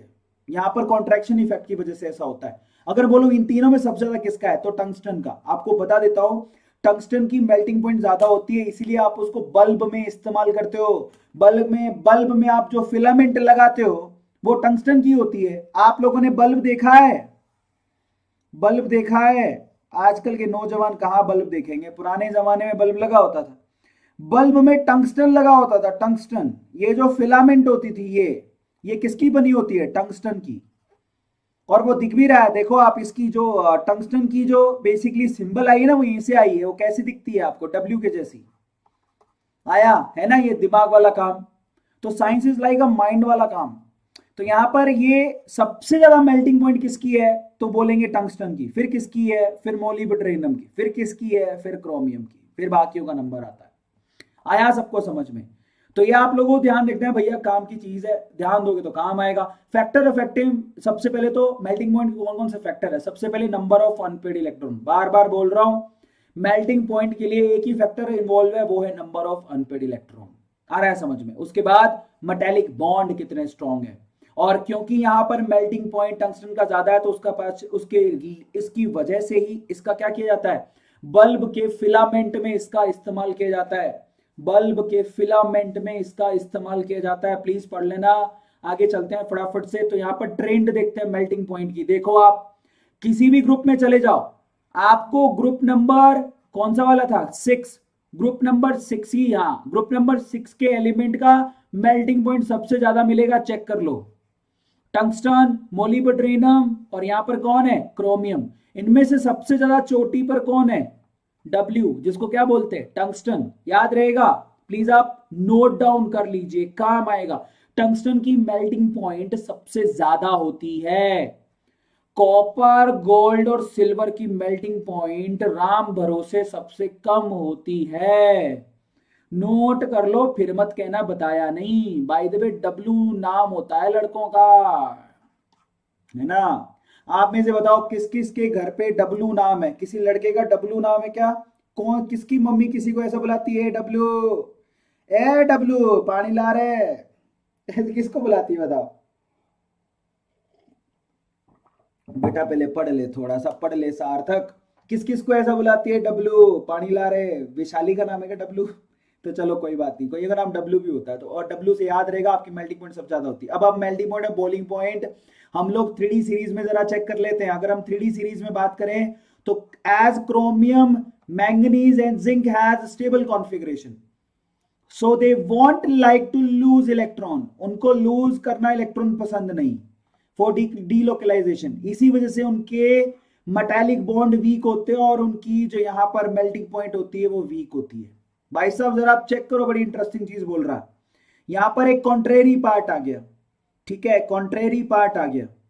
यहाँ पर स्पेशली ना क्रोमियम, मैंगनीज और जिंक की बात हो रही है। स्पेशली स्टेबल इलेक्ट्रॉनिक कॉन्फ़िगरेशन से इनकी ये लूज नहीं करना चाहते इलेक्ट्रॉन। जिंक आप आ जाओ, जिंक की सबसे कम क्यों होती है? अगर हम जिंक की बात करें तो सबसे नीचे आ रहा है वो, जरा आप चेक करो। यहाँ पर पूरे जो है कॉपर से भी नीचे आएगा ना जिंक। ऐसा क्यों होता है? क्योंकि वो इलेक्ट्रॉन लूज नहीं करना चाहते, स्टेबल इलेक्ट्रॉनिक कॉन्फ़िगरेशन होने की वजह से। ऐसा इसीलिए ही होता है, आप लोग याद रखना। अगर आप ध्यान से देखोगे तो मैंगनीज, पूरे ग्रुप में मैंगनीज बहुत नीचे आ रहा है, मैंगनीज बहुत नीचे आ रहा है। यहाँ पर टेक्नीशियम बहुत नीचे आ रहा है। रीजन क्या है? क्योंकि उनके स्टेबल इलेक्ट्रॉनिक कॉन्फ़िगरेशन है और वो बॉन्ड नहीं बनाना चाहते। दैट्स वाई क्रोमियम नहीं आएगा, क्रोमियम को हटा लेना। क्रोमियम के साथ ऐसा नहीं है, वो अनपेड इलेक्ट्रॉन की वजह से उसका ज्यादा होता है। चलिए अब हम यहाँ पर रिडक्शन पोटेंशियल की बात करते हैं। अब हम आते हैं इंटरेस्टिंग चीज की तरफ, रिडक्शन, स्टैंडर्ड रिडक्शन पोटेंशियल्स की बात कर लेते हैं। तो स्टैंडर्ड रिडक्शन पोटेंशियल जरा चेक करो, ये बहुत ही नॉलेजेबल चीज है। आप पूरे 3D मेटल्स को चेक करो, पूरे 3D मेटल्स को, पूरे 3D मेटल्स की जो रिडक्शन पोटेंशियल होती है वो नेगेटिव होती है। सिर्फ कॉपर को छोड़ दो, ओ माय गॉड, कॉपर को छोड़ के सभी की रिडक्शन पोटेंशियल 3D सीरीज की बात कर रहा हूं, 3D सीरीज की नेगेटिव होती है। क्या आपसे पहले तक ये बात आपको पता थी? और अगर नहीं पता थी तो लाइक करना मत भूलिएगा, ये हमारा पेट डायलॉग है। किस किस को पता थी ये बात? प्लीज आप लिखो। यहां पर 3D सीरीज में कॉपर के अलावा सबके रिडक्शन पोटेंशियल नेगेटिव होते हैं, कि कॉपर है जिसका रिडक्शन पोटेंशियल आपको पॉजिटिव मिलेगा। 3D सीरीज की बात कर रहा हूं, 3D सीरीज की, आप लोग याद रखना, 3D सीरीज की, मैं 4D और 5D की बात नहीं कर रहा हूं।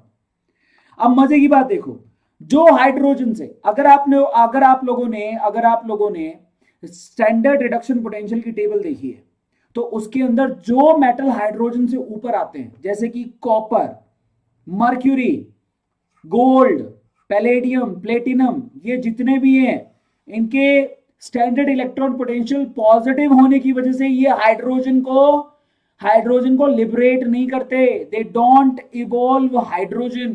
एसिडिक मीडियम, अगर मान लो आपने कॉपर से रिएक्शन करवाया HCl का, तो यहां पर रिएक्शन नहीं होगा। मर्क्यूरी का रिएक्शन अगर आपने करा दिया HCl से तो रिएक्शन नहीं होगा, हाइड्रोजन लिबरेट नहीं करते ये लोग। आप लोग लिख लो, ये हाइड्रोजन लिबरेट नहीं करते। क्यों? क्योंकि इनकी स्टैंडर्ड रिडक्शन पोटेंशियल जो है पॉजिटिव होती है, हाइड्रोजन से ज्यादा होती है, और हाइड्रोजन से ज्यादा होती है, इस वजह से ये लिबरेट नहीं करते। आई यू गेटिंग माई पॉइंट? अब एक सवाल पूछा गया, Y copper, mercury, gold, palladium, platinum does not dissolve in acid. ये सारे के सारे एसिड में डिसॉल्व क्यों नहीं होते? क्योंकि ये हाइड्रोजन को लिबरेट नहीं करते। समझ में आता है? ये H+ को रिड्यूस नहीं करते, हाइड्रोजन को लिबरेट नहीं करते, इसीलिए एसिड में क्या होते हैं? डिसॉल्व नहीं होते। समझ में आ गया? ये सॉल्युबल सॉल्ट नहीं बनाते, ये आप लोगों को ध्यान रखना है। Can not form a soluble salt, ये कभी भी सॉल्युबल सॉल्ट नहीं बनाते क्योंकि हाइड्रोजन को लिबरेट नहीं करते। ये छोटी छोटी चीजें। अब हम बात करते हैं मैग्नेटिक प्रॉपर्टी की। तो मैग्नेटिक प्रॉपर्टी दो तरह की होती है, सबको पता है। एक तो होती है पैरामैग्नेटिक, दूसरी होती है डायामैग्नेटिक। पैरामैग्नेटिक का मतलब वो अट्रैक्शन शो करेगा। कोई भी मेटल अगर पैरामैग्नेटिक होता है तो वो अट्रैक्शन शो करता है। प्लीज पानी, थोड़ा सा पानी। ओके, गर्म पानी। ओके अब पैरामैग्नेटिक क्या होता है? ऐसा सब्सटेंस जो कि मैग्नेटिक फील्ड में अट्रैक्शन शो करे। इसका मतलब हो गया उसके पास क्या होंगे? Unpaired electron. आता है समझ में? डायामैग्नेटिक का मतलब जो रिपल्शन शो करे, यानी कि उसके पास क्या होंगे?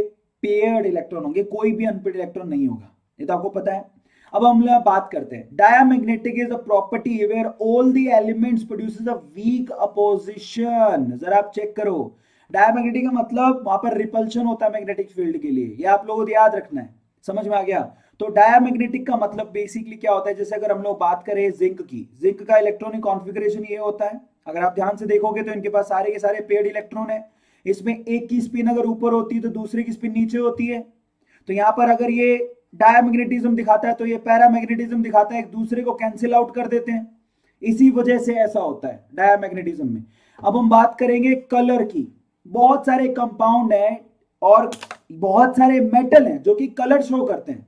अब यहां से ना सवाल बहुत पूछे जाते हैं और इसलिए मैंने आपसे कहा था अगर आप चैप्टर कर रहे हो तो प्लीज आप पूरा करो, आधा चैप्टर कोई फायदा नहीं निकलेगा। अब हम बात करेंगे जहां से सवाल आपके आते हैं, कौन सा? यस, वो है कंपाउंड्स, कलर्स। ये बहुत सवाल पूछे जाते हैं। मेटल, बेसिकली ऐसे मेटल जिनके जो कलर शो करते हैं। तो लेट्स स्टार्ट दिस। सबसे पहले तो ये कलर क्यों शो करते हैं, उसका रीजन क्या है? उसका रीजन ये है, ये कलर इसलिए शो करते हैं क्योंकि इनके पास n-1d ऑर्बिटल के अंदर, n-1d सबशेल के अंदर अनपेड इलेक्ट्रॉन होते हैं। अनपेड इलेक्ट्रॉन होने की वजह से ऐसा होता है। अब उससे क्या फायदा है? आपको पता है कि जो आपके पास यहाँ पर आपको मालूम होना चाहिए, जो आपके पास जो डी सबशेल होते हैं, लिगेंड की प्रेजेंस में ये क्या हो जाते हैं, ये टूट के बेसिकली दो पार्ट में डिवाइड हो जाते हैं। पांच होते हैं ना, पांच बना लेना, ये दो पार्ट में डिवाइड हो जाते हैं। कुछ ऊपर चले जाते हैं, कुछ नीचे आ जाते हैं, ये तो पता होगा। अब होता कुछ यूं है कि मान लो कोई नीचे इलेक्ट्रॉन में एनर्जी लेके ट्रांसमिट हो जाता है ऊपर की तरफ, पर जब वो वापस आता है तो वो यहाँ पर क्या करता है, रेडिएट करता है, जिसकी वजह से हमें कलर दिखाई देता है। तो कलर क्यों दिखता है? यहाँ पर डी ट्रांजिशन की वजह से कलर दिखता है। डी ट्रांजिशन की वजह से कलर दिखता है। प्लीज आप इसको नोट डाउन कर लो। समझ में आ गया अब कलर क्यों दिखता है? अब हम बात करेंगे डी ट्रांजिशन। ये आपको पहले ही बता चुका हूं, जैसे कि यहाँ पर जो आपके डी ऑर्बिटल्स होते हैं, D X Y, D Y Z, D Z X, D X square Y square, D Z square. तो बेसिकली डी जेड स्क्वायर और D X square Y square ये एक्सिस के ऊपर होते हैं, और ऑक्टाहेड्रल कॉम्प्लेक्सेस में बेसिकली ये जो दोनों होते हैं ऊपर चले जाते हैं, जिनके हम लोग ईजी बोलते हैं। T2G वाले जो तीनों होते हैं बेसिकली वो नीचे आ जाते हैं, और इस गैप की वजह से फॉरबिडन गैप जनरेट हो जाता है। अब यहाँ पर अगर कोई इलेक्ट्रॉन है तो वो एनर्जी पाके ऊपर जाएगा, जब वो वापस से नीचे आएगा तो वो क्या करता है, यस, एनर्जी को रेडिएट करता है, जो हमें कलर फॉर्म में दिखाई देती है। और आपको मैं ये भी बता देता हूं कि अगर आप 400 नैनोमीटर से 430 नैनोमीटर की बात करो तो आपको बैंगनी ये जो कलर दिख रहा है, पर्पल, ये दिखता है। फिर 480 तक आपको ब्लू कलर दिखता है, 560 तक आपको ग्रीन कलर दिखता है, 590 तक आपको येलो कलर दिखता है, 630 तक आपको सेफ्रॉन कलर दिखता है, और 770 तक आपको रेड कलर दिखता है। अगर ये वेवलेंथ की वेव अगर बाहर निकल रही है मेटल से या फिर मेटल के कंपाउंड से, तो कलर आपको ऐसे दिखेंगे। अब इसकी कैलकुलेशन होती है। अब मैं आप लोगों को रूटीन वे से बताता हूं, प्लीज आप इसको नोट डाउन कर लेना। आप अगर स्कैंडियम की बात करो तो स्कैंडियम +3 जो होता है, जो इसकी जनरल ऑक्सीडेशन स्टेट है, जब ये कंबाइन होता है ना, तो वो कलरलेस होता है। क्यों? क्योंकि इसके बाद डी के अंदर इलेक्ट्रॉन ही नहीं है।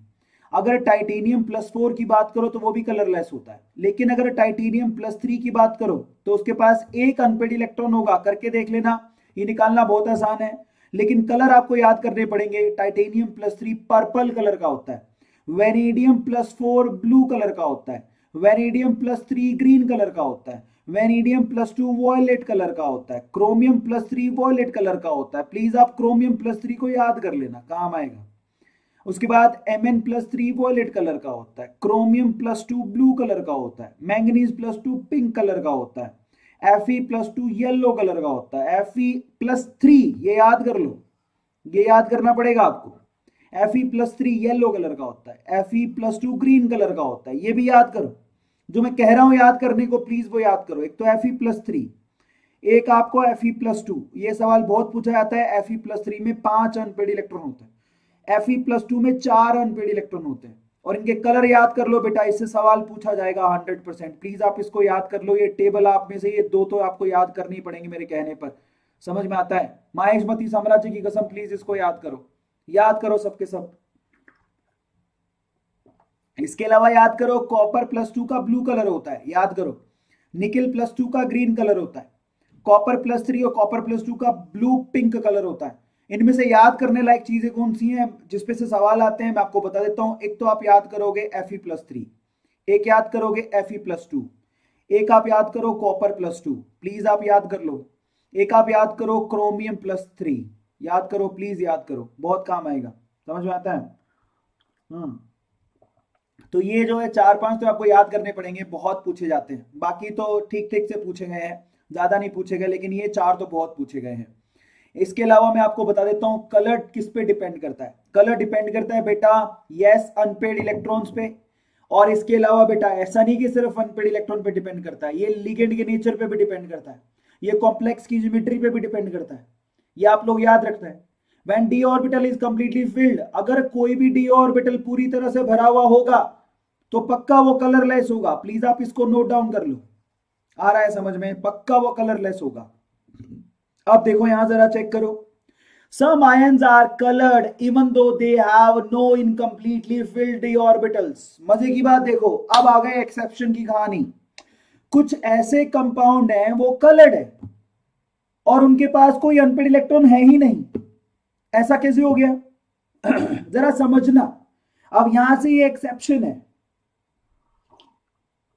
बहुत सारे ऐसे कंपाउंड है जो कि कलर्ड है जबकि उनके पास कोई अनपेड इलेक्ट्रॉन नहीं है। एग्जांपल के तौर पे वे वैनेडियम ऑक्साइड VO2+, ये येलो कलर का होता है। नोट डाउन कर लो अभी के अभी, भाई साहब सवाल पूछे जाते हैं। अगर आप यहां बात करोगे तो यहां पर कोई अनपेड इलेक्ट्रॉन नहीं है फिर भी ये येलो है। जैसे कि K2CrO4 डीप येलो कलर का होता है, जैसे कि CrO4-2 डीप येलो कलर का होता है। भाई साहब याद कर लो, फिर मत कहना बताया नहीं। उसके बाद KMnO4 पर्पल कलर का होता है। आपको मजे की बात बता देता हूं, KMnO4 पर्पल कलर का है जिनके अंदर अनपेड इलेक्ट्रॉन का कोई सीन ही नहीं है। ये होता है बेसिकली चार्ज की वजह से, पर्पल कलर का। और क्या हमारे पास K2Cr2O7 ऑरेंज कलर का होता है जिसमें अनपेड इलेक्ट्रॉन का कोई सीन ही नहीं है। ये याद करो, जिसको याद हो, ये सवाल पूछा जाता है, प्लीज आप इसको याद करो। किस किस को याद हो गया? यहां पर VO2+ येलो कलर का, CrO4-2 डीप येलो कलर का, MnO4- पर्पल कलर का, और K2Cr2O7 ऑरेंज कलर का। भाई साहब याद कर लो, ये क्यों होता है? क्योंकि ये चार्ज ट्रांसफर फिनोमेनन लगता है। यहाँ पर चार्ज की ट्रांसफर की वजह से ऐसा होता है, यहां पर चार्ज के ट्रांसफर की वजह से ऐसा होता है। रेडॉक्स रिएक्शन पढ़े हो तो समझ जाओगे, चार्ज ट्रांसफर की वजह से ऐसा होता है। Are you getting my point? कोई पूछे कि भैया इसका कलर कहां से आया, क्यों ये इतने रंगीन है? क्योंकि चार्ज ट्रांसफर की वजह से ऐसा होता है, चार्ज के ट्रांसफर की वजह से। Are you getting my point? Yes. तो अब हम लोग और आगे चलते हैं। एलोए, अब आ जाओ भैया, ये एलोए भी बनाते हैं। एलोए एक ऐसा मिश्र धातु होता है जो कि बहुत स्ट्रॉन्ग होता है, एक हाइब्रिड मेटल होता है जिसमें सारी प्रॉपर्टीज पाई जाती हैं। तो चलो एलोए को चेक कर लेते हैं। ब्रास किसका बना होता है? कॉपर और जिंक का। बेटा याद कर लो, काम आएगा 100%। ब्रोंज किसका बना होता है? कॉपर और टिन का। और उसके बाद गन मेटल या बेल मेटल किसकी बनी होती है? कॉपर, जिंक और टिन की। स्टेनलेस स्टील किसका बना होता है? कार्बन का, आयरन का, क्रोमियम का, निकल का। बेटा किस किस को याद हो गया? चैट में लिखो, पानी पी लेता हूं मैं।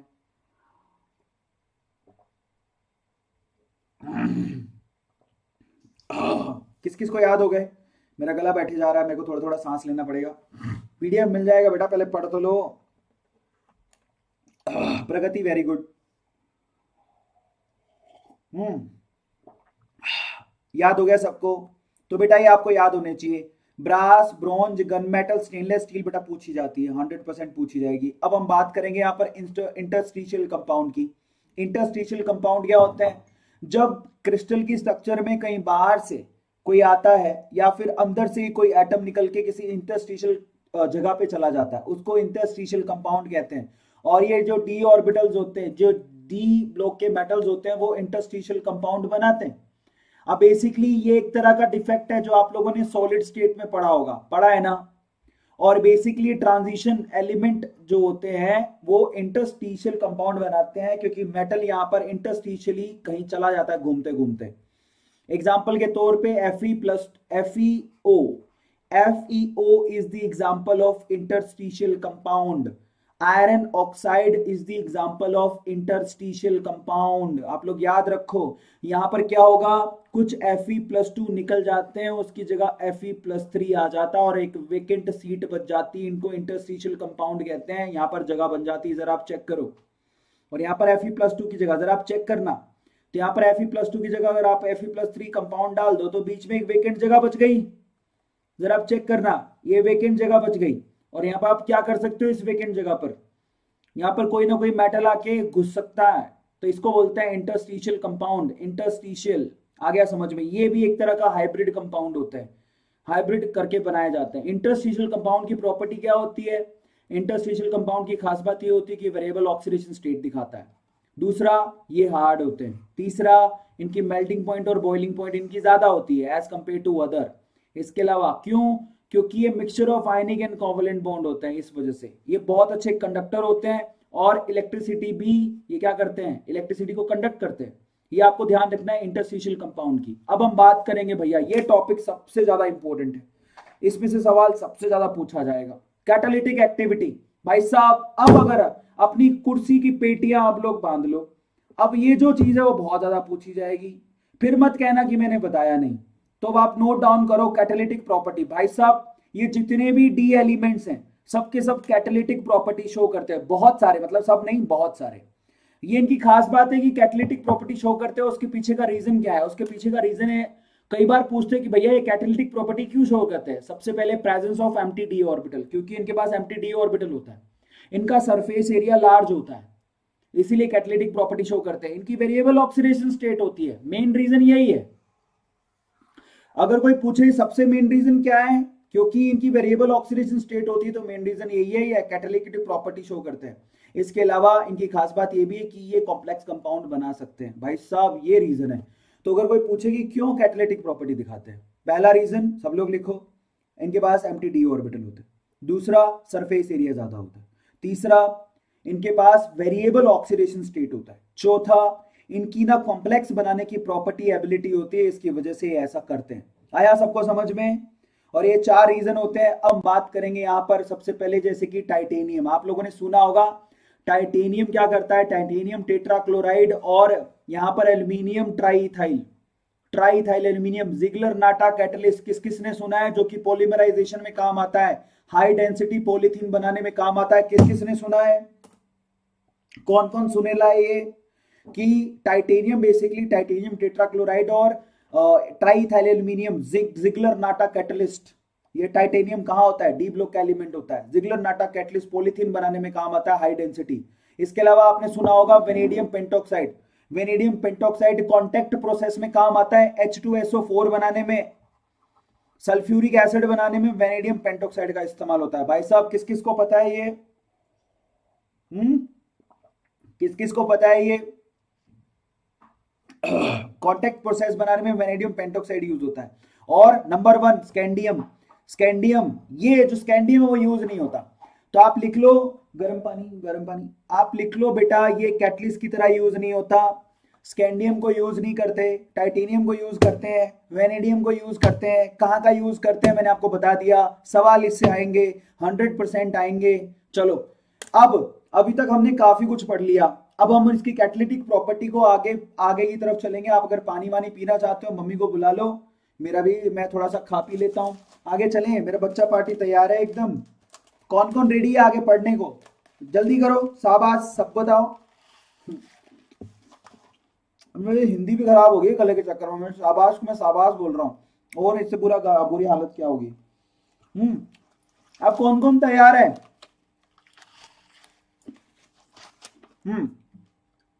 चलो तो अब हम लोग आगे चलते हैं, चलो कंटिन्यू करते हैं कैटालिटिक प्रॉपर्टी को। नोट्स बनाते रहना, फिर मत कहना बताया नहीं।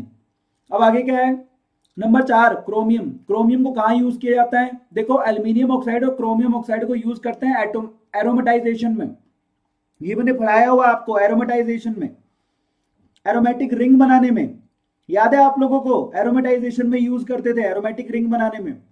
उसके अलावा मैंगनीज MnO2 कहाँ यूज करते थे, जब आप क्या करते हो, ऑक्सीजन को प्रोड्यूस करते हो, कहाँ से, KClO3 से, याद है आप लोगों को, KClO3 का अगर आप कैटलिस्ट यूज करोगे तो KCl+O2 में कन्वर्ट करता है। यहाँ पर मैंगनीज ऑक्साइड को यूज किया जाता है, याद है आप लोगों को, करा होगा आप लोगों ने अगर केमिस्ट्री ध्यान से पढ़ते हो तो। ये लो MnO2 यूज होता है ऑक्सीजन के प्रोडक्शन के अंदर, MnO2। इसके अलावा नोट करो आयरन को कहाँ यूज किया जाता है, एनहाइड्रस FeCl3 फ्रिडल-क्राफ्ट रिएक्शन, भाई साहब याद कर लो, फ्रिडल-क्राफ्ट रिएक्शन FeCl3 यूज किया जाता है, याद है। इसके अलावा Fe की हॉट ट्यूब कहाँ यूज की जाती है, एसिटाइलिन से बेंजीन बनाने में, याद करो भाई साहब, ये सवाल पूछे जाएंगे, अब याद कर लो। तो FeCl3 कहाँ यूज किया था, फ्रिडल-क्राफ्ट में। Fe की हॉट ट्यूब को कहाँ यूज किया जाता है, जब आप एसिटाइलिन से बेंजीन बनाते हो, याद है। ये देखो कितना ज्यादा आपका रिवीजन हो रहा है। एसिटाइलिन से जब आपको बेंजीन बनाना है तो आयरन की ट्यूब यूज करते हैं। इसके अलावा FeSO4 और H2O, इसको बोलते हैं फैंटन रिएजेंट, जो बहुत अच्छा ऑक्सीडाइजिंग एजेंट है। याद कर लो, FeSO4 प्लस H2O2, इनको हम लोग कंबाइंड में बोलते हैं फैंटन रिएजेंट।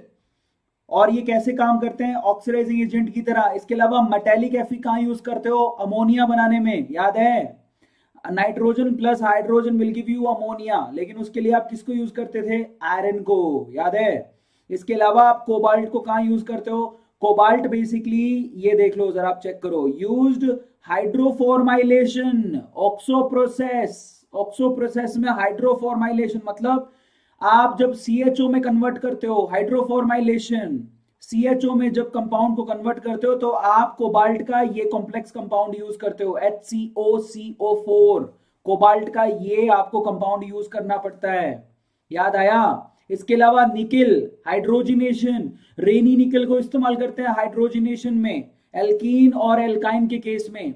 अगर आप लोग जरा चेक करो, एल्काइन को अगर आप एल्कीन में बदलना चाहते हैं तो आप लोगों को लिंडलर कैटलिस्ट यूज करना पड़ता था, जो कि क्या होता था? पैलेडियम और CaCO3 या CaSO4।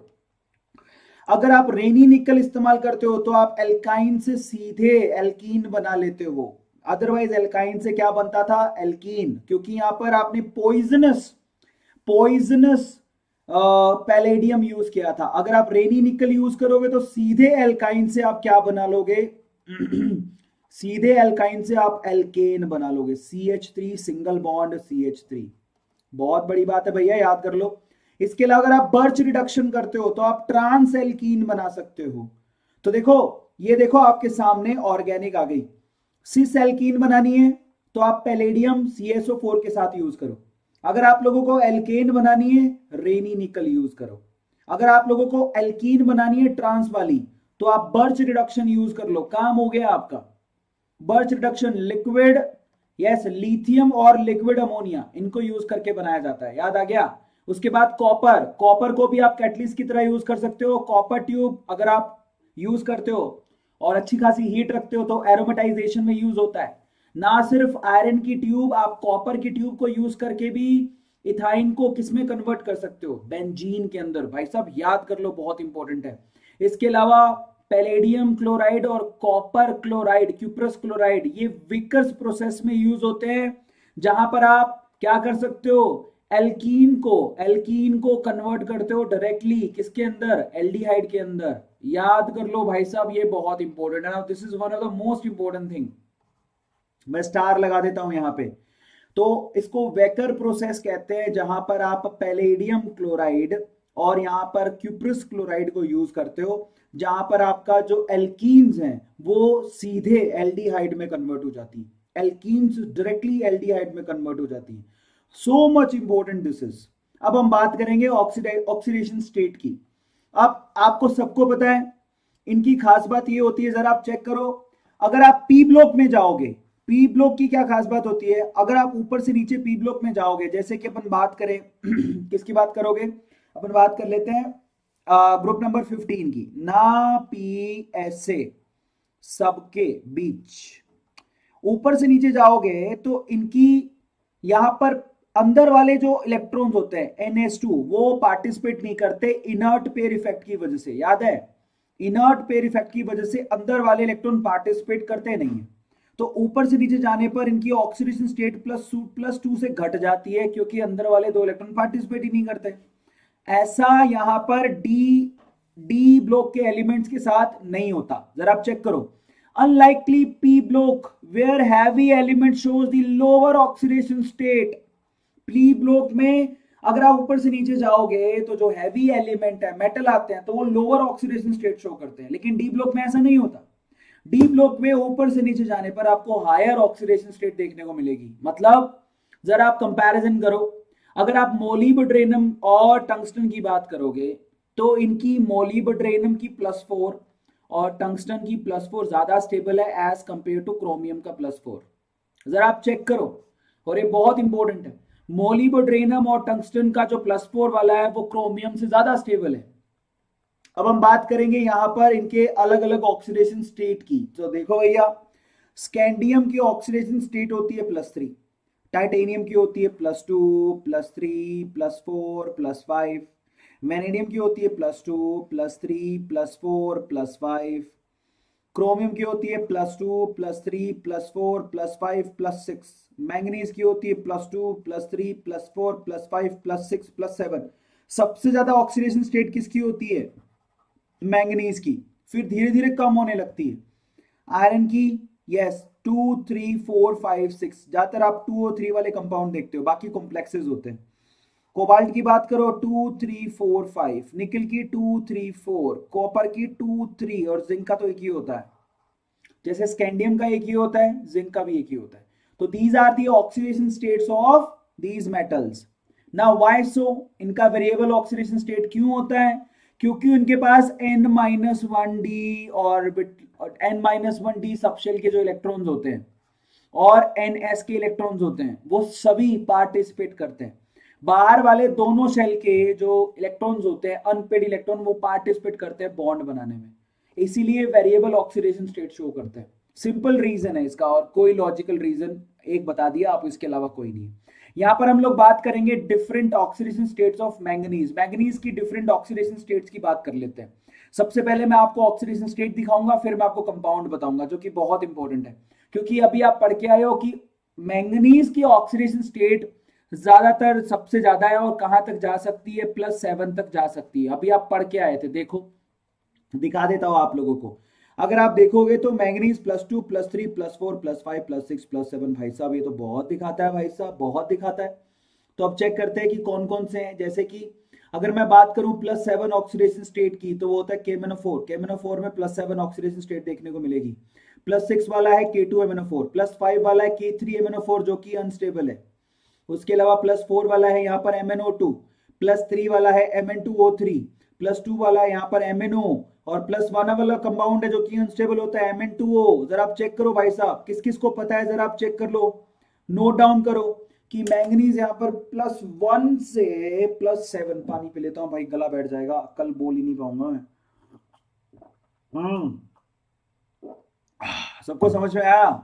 तो +1 से +7 तक सारे ऑक्सीडेशन स्टेट दिखाता है। ठीक है, अब हम चलते हैं आगे। नेक्स्ट क्या है? डिफरेंट ऑक्सीडेशन स्टेट क्रोमियम के भी चेक कर लो। क्रोमियम +6 वाली कंपाउंड देखोगे तो वो होती है CrO3। +5 वाली कंपाउंड अनस्टेबल है K3CrO8 जो कि अनस्टेबल है। +4 वाली कंपाउंड है CrO2, +3 वाली कंपाउंड है Cr2O3, यही है सबसे ज्यादा स्टेबल। +2 वाली कंपाउंड है CrO। तो यहां पर काम की चीज यहां पर आपके पास ये है। ठीक है, चलिए अब कुछ रिएक्शन चेक करते हैं जो कि आपको काम आएगा, जरा आप उसको चेक करना। सम रिएक्शंस, अब आपको काम की चीज आएगी। तो चलो सबसे पहले अपन बात करते हैं रिएक्शन ऑफ कॉपर मेटल और उसके सोल्ट की। सबसे पहले जब आप कॉपर की रिएक्शन, ध्यान से देखना, ऑक्सीजन से कराओगे, कॉपर की रिएक्शन जैसे आपने ऑक्सीजन से करवाई तो आप लोगों को कॉपर का ऑक्साइड मिलेगा जो कि काले रंग का होता है। नोट करो, काले रंग का। अब अगर मान लो आपने इसका पानी से रिएक्शन करवा दी तो ब्लू कलर का कॉपर हाइड्रोक्साइड मिलेगा। सबको क्लियर है? ब्लू कलर की कॉपर हाइड्रोक्साइड मिलेगी। ये बहुत इंपॉर्टेंट है, नोट करते रहना, सवाल पूछे जाते हैं। और अगर मान लो आपने कॉपर हाइड्रोक्साइड जो कि ब्लू कलर का, उसमें CO2 से रिएक्शन करवा दी तो कॉपर कार्बोनेट बनेगा जो कि ग्रीन कलर का होता है। कौन से कलर का होता है? ग्रीन कलर का। बेटा नोट कर लो, ये सवाल पूछे जाएंगे। उसके बाद अगर आपने इसकी रिएक्शन H2CO3 से करवा दी तो आप लोगों को यहां पर यस मेलेकाइट ग्रीन मिलेगा जो कि और होता है। कॉपर कार्बोनेट और कॉपर हाइड्रोक्साइड के कॉम्बो को हम लोग बोलते हैं बेसिक कॉपर कार्बोनेट, जिसको मेलेकाइट भी कहते हैं। तो अगर कोई पूछे कि मेलेकाइट का फॉर्मूला बताओ, तो बेटा मेलेकाइट का फॉर्मूला होता है कॉपर कार्बोनेट प्लस यहाँ पर कॉपर हाइड्रोक्साइड। ये मेलेकाइट का फॉर्मूला होता है। बनता कैसे है? पहले कॉपर का रिएक्शन ऑक्सीजन से कराओ, कॉपर ऑक्साइड, कॉपर ऑक्साइड को वाटर से, copper hydroxide, copper hydroxide CO2 से, copper carbonate, copper carbonate H2CO3 से रिएक्शन करने के बाद बेसिक आपको कंपाउंड मिलता है, उसको मेलेकाइट कहते हैं। Now this is really very very very important. अब हम चलते हैं इसी तरह से जिंक की रिएक्शन पढ़ते हैं। अगर आपने जिंक की रिएक्शन ऑक्सीजन से कराई तो जिंक ऑक्साइड बनेगा। मजे की बात देखो, यहाँ पर जिंक जो है व्हाइट कलर का होता है जिंक ऑक्साइड, लेकिन अगर आप इसको हीट करोगे तो ये येलो कलर में कन्वर्ट हो जाता है। वापस से ठंडा करोगे तो ये व्हाइट हो जाता है। मजे की बात देखो, व्हाइट से येलो और येलो से व्हाइट जिंक ऑक्साइड होता है। उसके बाद यहाँ पर इसकी रिएक्शन अगर आपने पानी से करवाई तो जिंक हाइड्रोक्साइड बन जाएगा जो कि जिलेटिनस डर्टी व्हाइट कलर का होता है। जिलेटिन का सा आपको चिपका हुआ सा गंदा सा डर्टी व्हाइट कलर का कुछ लिक्विड मिलेगा। और मान लो इसकी रिएक्शन आपने CO2 से करवा दी तो जिंक कार्बोनेट मिलेगा। जिंक कार्बोनेट अगर आपने मान लो H2CO3 से, सेम रिएक्शन है जो कॉपर वाली वो जिंक के साथ भी है, तो यहां पर आपको डल ग्रीन कलर का जिंक कार्बोनेट मिलेगा जो इसका ओर होता है। बेटा आप इसको लिख लो, काम आएगा। सबको समझ में आ गया रिएक्शन? चलिए अब आगे चलते हैं। बहुत बढ़िया। अभी मैं पानी पी लेता हूं एक घूंट, नहीं तो कल मैं बोल ही नहीं पाऊंगा लग रहा है मेरे को। Take a screenshot and tag me right now. कौन कौन है यहाँ पर? कौन कौन बच्चा लोग हैं यहाँ पे? चले आगे। कौन कौन तैयार है?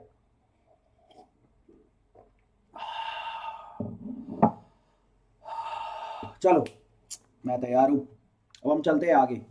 अब हम बात करेंगे यहाँ पर भैया, अब इंपॉर्टेंट टॉपिक्स पर आ जाओ। सबसे पहले KMnO4। कौन कौन तैयार है KMnO4 के बारे में बात करने पर? K माने कैल्शियम, M माने मैग्नीशियम, उसके बाद आता है O4 ऑक्सीजियम, मतलब यहाँ पर ये हो गया KMnO4, जिसको हम लोग बोलते हैं पोटेशियम पर मैग्नेट।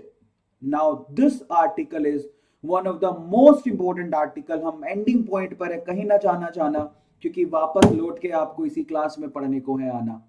KMnO4 भाई साहब ये बहुत इंपॉर्टेंट है। अब मान लो मात्र आधे घंटे का चैप्टर रह गया है। चले, बच्चा पार्टी तैयार है धूम मचाने को? आप लोग बच्चा पार्टी तैयार हो धूम मचाने को? चलो KMnO4 सबसे पहले अपन बात करेंगे KMnO4 की। KMnO4 पर्पल कलर का होता है, इसलिए आपको बार बार पर्पल कलर दिखता है, जो कि लड़कियों को बहुत पसंद है। लड़कियों को बहुत अच्छा लगता है KMnO4 का कलर। मैंने देखा है कि बेसिकली जब भी मैं लैब में, हम जब छोटे बच्चे थे तो हमको तो पता नहीं, लड़कियां बहुत फैसिनेशन से देखती थी। ओ माय गॉड कितना ब्यूटीफुल कलर है, it's like that. What is the interesting fact about colour? सबसे पहले तो कलर के इंटरेस्टिंग फैक्ट समझते हैं।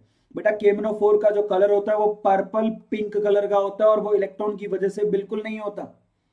यहां पर कोई अनपेड इलेक्ट्रॉन नहीं होता, स्टिल ये कलर्ड होता है। और ये चार्ज जरा आप चेक करो अभी क्यों कलर्ड होता है, ये सवाल पूछा जाता है।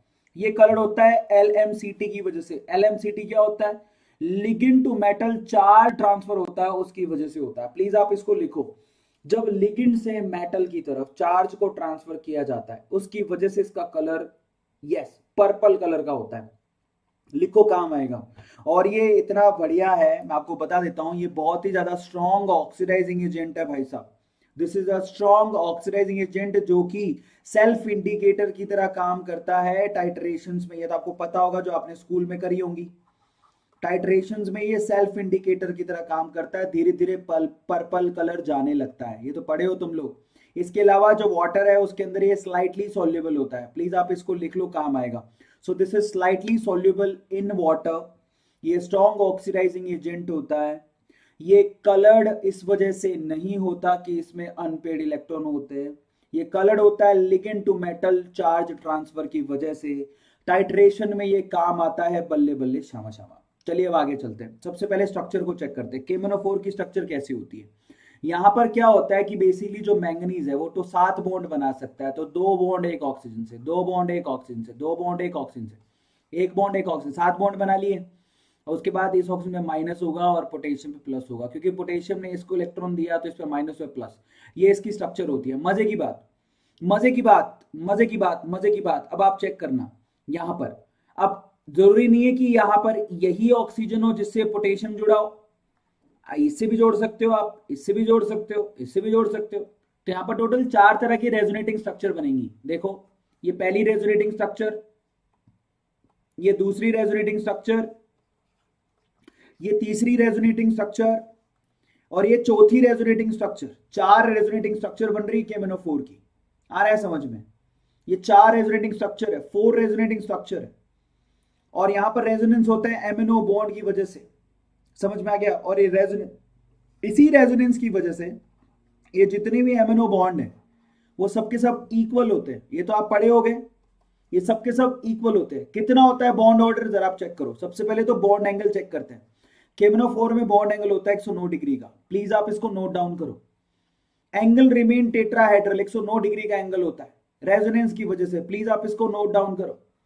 और यहां पर बॉन्ड ऑर्डर की बात करें तो आप खुद से चेक करो टोटल बॉन्ड कितने हैं और टोटल रेजोनेटिंग स्ट्रक्चर कितनी है, वहां से आप बॉन्ड ऑर्डर निकाल सकते हो। बताओ टोटल एमएन ने बॉन्ड कितने बनाए, एमएन ने टोटल बॉन्ड कितने बनाए, दो ये रे, दो ये चार, दो ये 6 और एक 7, 7 बॉन्ड बनाए। रेजोनेटिंग स्ट्रक्चर कितनी है 4, तो 7/4 करोगे तो कितना आएगा 1.75। प्लीज आप इसको नोट डाउन करो अभी के अभी कि KMnO4 में मैंगनीज टू ऑक्सीजन ये जो बॉन्ड ऑर्डर है वो 1.75 है। प्लीज आप इसको नोट डाउन करो, एक बॉन्ड पूरा है और एक बॉन्ड 1.75 मतलब पूरा नहीं है, वो आधा है। प्लीज आप इसको नोट डाउन करो, ऐसा टुकड़े वाला बॉन्ड होता है, दो बॉन्ड नहीं होते। अभी के अभी नोट डाउन करो, सब लोग चैट में लिखो कि KMnO4 का बॉन्ड ऑर्डर 1.75 होता है। प्लीज आप इसको नोट डाउन करो, कैसे निकला मैं आपको बता दिया हूं। 7 बॉन्ड बनाए हैं एमएन ने, मैंगनीज ने, 4 उसकी रेजोनेटिंग स्ट्रक्चर है, तो 7/4 कितना होता है, वही उसका बॉन्ड ऑर्डर है 1.75। प्लीज आप इसको नोट डाउन कर लेना। अब हम चलते हैं आगे, प्रिपरेशन कैसे करोगे KMnO4 की। तो सबसे पहले प्रिपरेशन होती है किससे, पायरोलोसाइट से। पायरोलोसाइट क्या होता है, MnO2 को पायरोलोसाइट कहते हैं, जो कि ब्राउन ब्लैक कलर का होता है। अब आप अपन आते हैं इसकी प्रिपरेशन के ऊपर, बेटा नोट डाउन कर लेना। चलें आगे।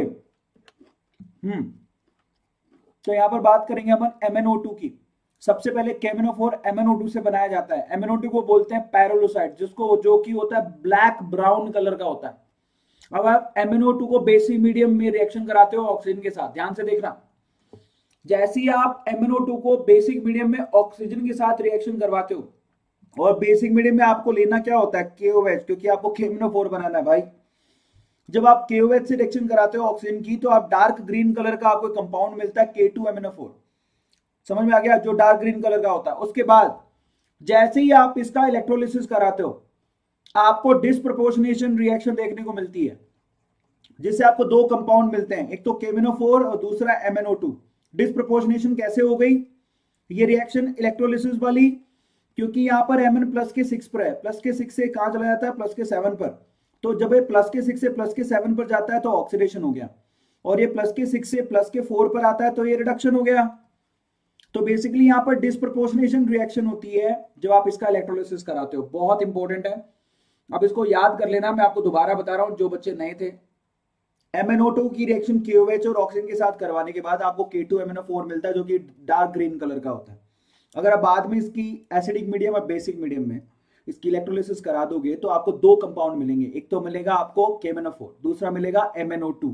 इसको डिस्प्रोपोर्शनेशन रिएक्शन बोलते हैं, क्योंकि यहाँ रिडक्शन और ऑक्सीडेशन दोनों हो रहा है। Are you getting my point? Yes. तो आप लोगों को ध्यान रखना है। अब हम चलते हैं और आगे। इसके अलावा यस, आपके सामने एक सवाल है, मान लो देखो सेम क्वेश्चन है, अगर आपके पास कोई डार्क ब्राउन कलर का मैंगनीज का कोई कंपाउंड हो, ठीक है, और उसको आप एल्कली मीडियम में ट्रीट कर रहे हो, और आपको एक ग्रीन कलर का कंपाउंड मिलता है, बाद में अगर आप उसका इलेक्ट्रोलिसिस कराते हो तो आपको कंपाउंड C मिलता है जो कि पिंक कलर का होता है। तो बताओ इस केमिकल रिएक्शन को रिप्रेजेंट कैसे करोगे? बहुत सिंपल है। सबसे पहले आपने क्या लिया, MnO2, उसकी रिएक्शन आप किससे करा रहे हो, KOH से, साथ में क्या चाहिए, ऑक्सीजन। जब आप रिएक्शन कराते हो तो आपको क्या मिलता है, K2MnO4, ठीक है। अब आप उसका इलेक्ट्रोलिसिस कराओ तो आप लोगों को KMnO4 मिल जाएगा, इससे आसान क्या होगा, प्लस साथ में क्या मिलेगा आपको, MnO2। ये इसी रिएक्शन की बात कर रहा है जो पीछे आप पढ़ के आए हो, समझ में आया? और फाइनली इसका आंसर आपको मालूम पड़ गया क्या है, ब्राउन कलर का क्या है आपके पास, MnO2, फिर उसका एल्कली आपको ऑक्सीडेशन करवाना है, ग्रीन कलर कंपाउंड मिलेगा, इलेक्ट्रोलिसिस के बाद पिंक कलर कंपाउंड मिलेगा जिसको बोलते हैं KMnO4। अभी आप पढ़ के आए हो थोड़ी देर पहले। अब हम चलते हैं, लास्ट स्टेप डिस्प्रोपोर्शनेशन होता है, मैं आपको बता चुका हूं। अब अगला किससे करवा सकते हो, यस, आप H2O8 के साथ भी करवा सकते हो। अब आप H2O8 कहां से लाओगे, मार्शल एसिड से लेके आओगे। मार्शल एसिड का फॉर्मूला क्या होता है, H2H2O8, इसको मार्शल एसिड कहते हैं, ठीक है। अब आप जरा चेक करो, सबसे पहले आपको क्या करना होता है, Mn+2 आयन, ये कहीं से भी आप लेके आ सकते हो, जैसे कि मान लो आपने MnSO4 ले लिया, MnSO4 की रिएक्शन अगर आपने H2O8-2 से पानी की प्रेजेंस में करवा दी न्यूट्रल मीडियम में, तो ये आपको Mn+2 किस में कन्वर्ट करके दे देगा, KMnO4 में। याद रखना ये KMnO4 इस तरह से बनता है। अब आप ये H2O8 कहां से लाओगे, मार्शल एसिड से। इसको क्या बोलते हैं, ये पर ऑक्सोडाइसल्फ्यूरिक एसिड बोलते हैं, जिसको हम लोग मार्शल एसिड भी कहते हैं। तो मार्शल एसिड की रिएक्शन जब आप MnSO4 से कराओगे तो आपको यहां पर ये KMnO4 बना के देगा, जो कि पर्पल कलर का होता है। ये दूसरा तरीका है। अब हम बात करेंगे रिएक्टिविटी की, KMnO4 की रिएक्टिविटी की बात कर लेते हैं। Let's do the topic reactivity. अब देखो यहां पर ये इंटरेस्टिंग चीज है KMnO4 की। आप अगर आपने रिएक्शन जरा ध्यान से पढ़ना, अब यहां से सवाल आते हैं भैया, बहुत इंपॉर्टेंट है। अगर आपने KMnO4 जो कि पर्पल कलर का होता है उसका स्ट्रॉन्ग एल्कली मीडियम में रिएक्शन कराया तो आप ये किस में कन्वर्ट हो जाएगा, K2MnO4 में। जरा आप चेक करना, यहां पर ये एन फैक्टर कितना होता है इसका 1। क्यों? क्योंकि ये प्लस के 7 से कहां जा रहा है, प्लस के 6 की तरफ जा रहा है, इसलिए एन फैक्टर 1 होता है। मैंने आपको बहुत बार बताया भी है। मान लो इसकी रिएक्शन, और ये जो K2MnO4 है इतना स्टेबल नहीं होता, टाइम के साथ ही MnO2 में कन्वर्ट हो जाता है। आपको बता देता हूं MnO2 जो है मैंगनीज का मोस्ट स्टेबल कंपाउंड है। समझ में आया? अब मान लो कि अगर आप इसको KMnO4 को हीट करते हो तो ये फिर से K2MnO4 में कन्वर्ट हो जाएगा जो कि ग्रीन कलर का होता है, और ये MnO2 साथ में देगा जो कि ब्लैक ब्राउन कलर का होता है, और ऑक्सीजन बाहर निकलेगा। भैया नोट डाउन कर लो, ये सवाल बहुत बार पूछा गया है, प्लीज आप इसको नोट डाउन कर लो। जो सेकंड रिएक्शन है कि अगर आपने KMnO4 को हीट किया तो क्या होगा, तो वो K2MnO4 plus MnO2 plus O2 देगा। अगर मान ले आपने रिएक्शन Fe+2 के साथ करवा दी तो KMnO4 बहुत अच्छा ऑक्सीडाइजिंग एजेंट है, वो Fe+2 को किस में कन्वर्ट कर देगा, Fe+3 में, फेरस को फेरिक में कन्वर्ट कर देगा। बहुत आसान है।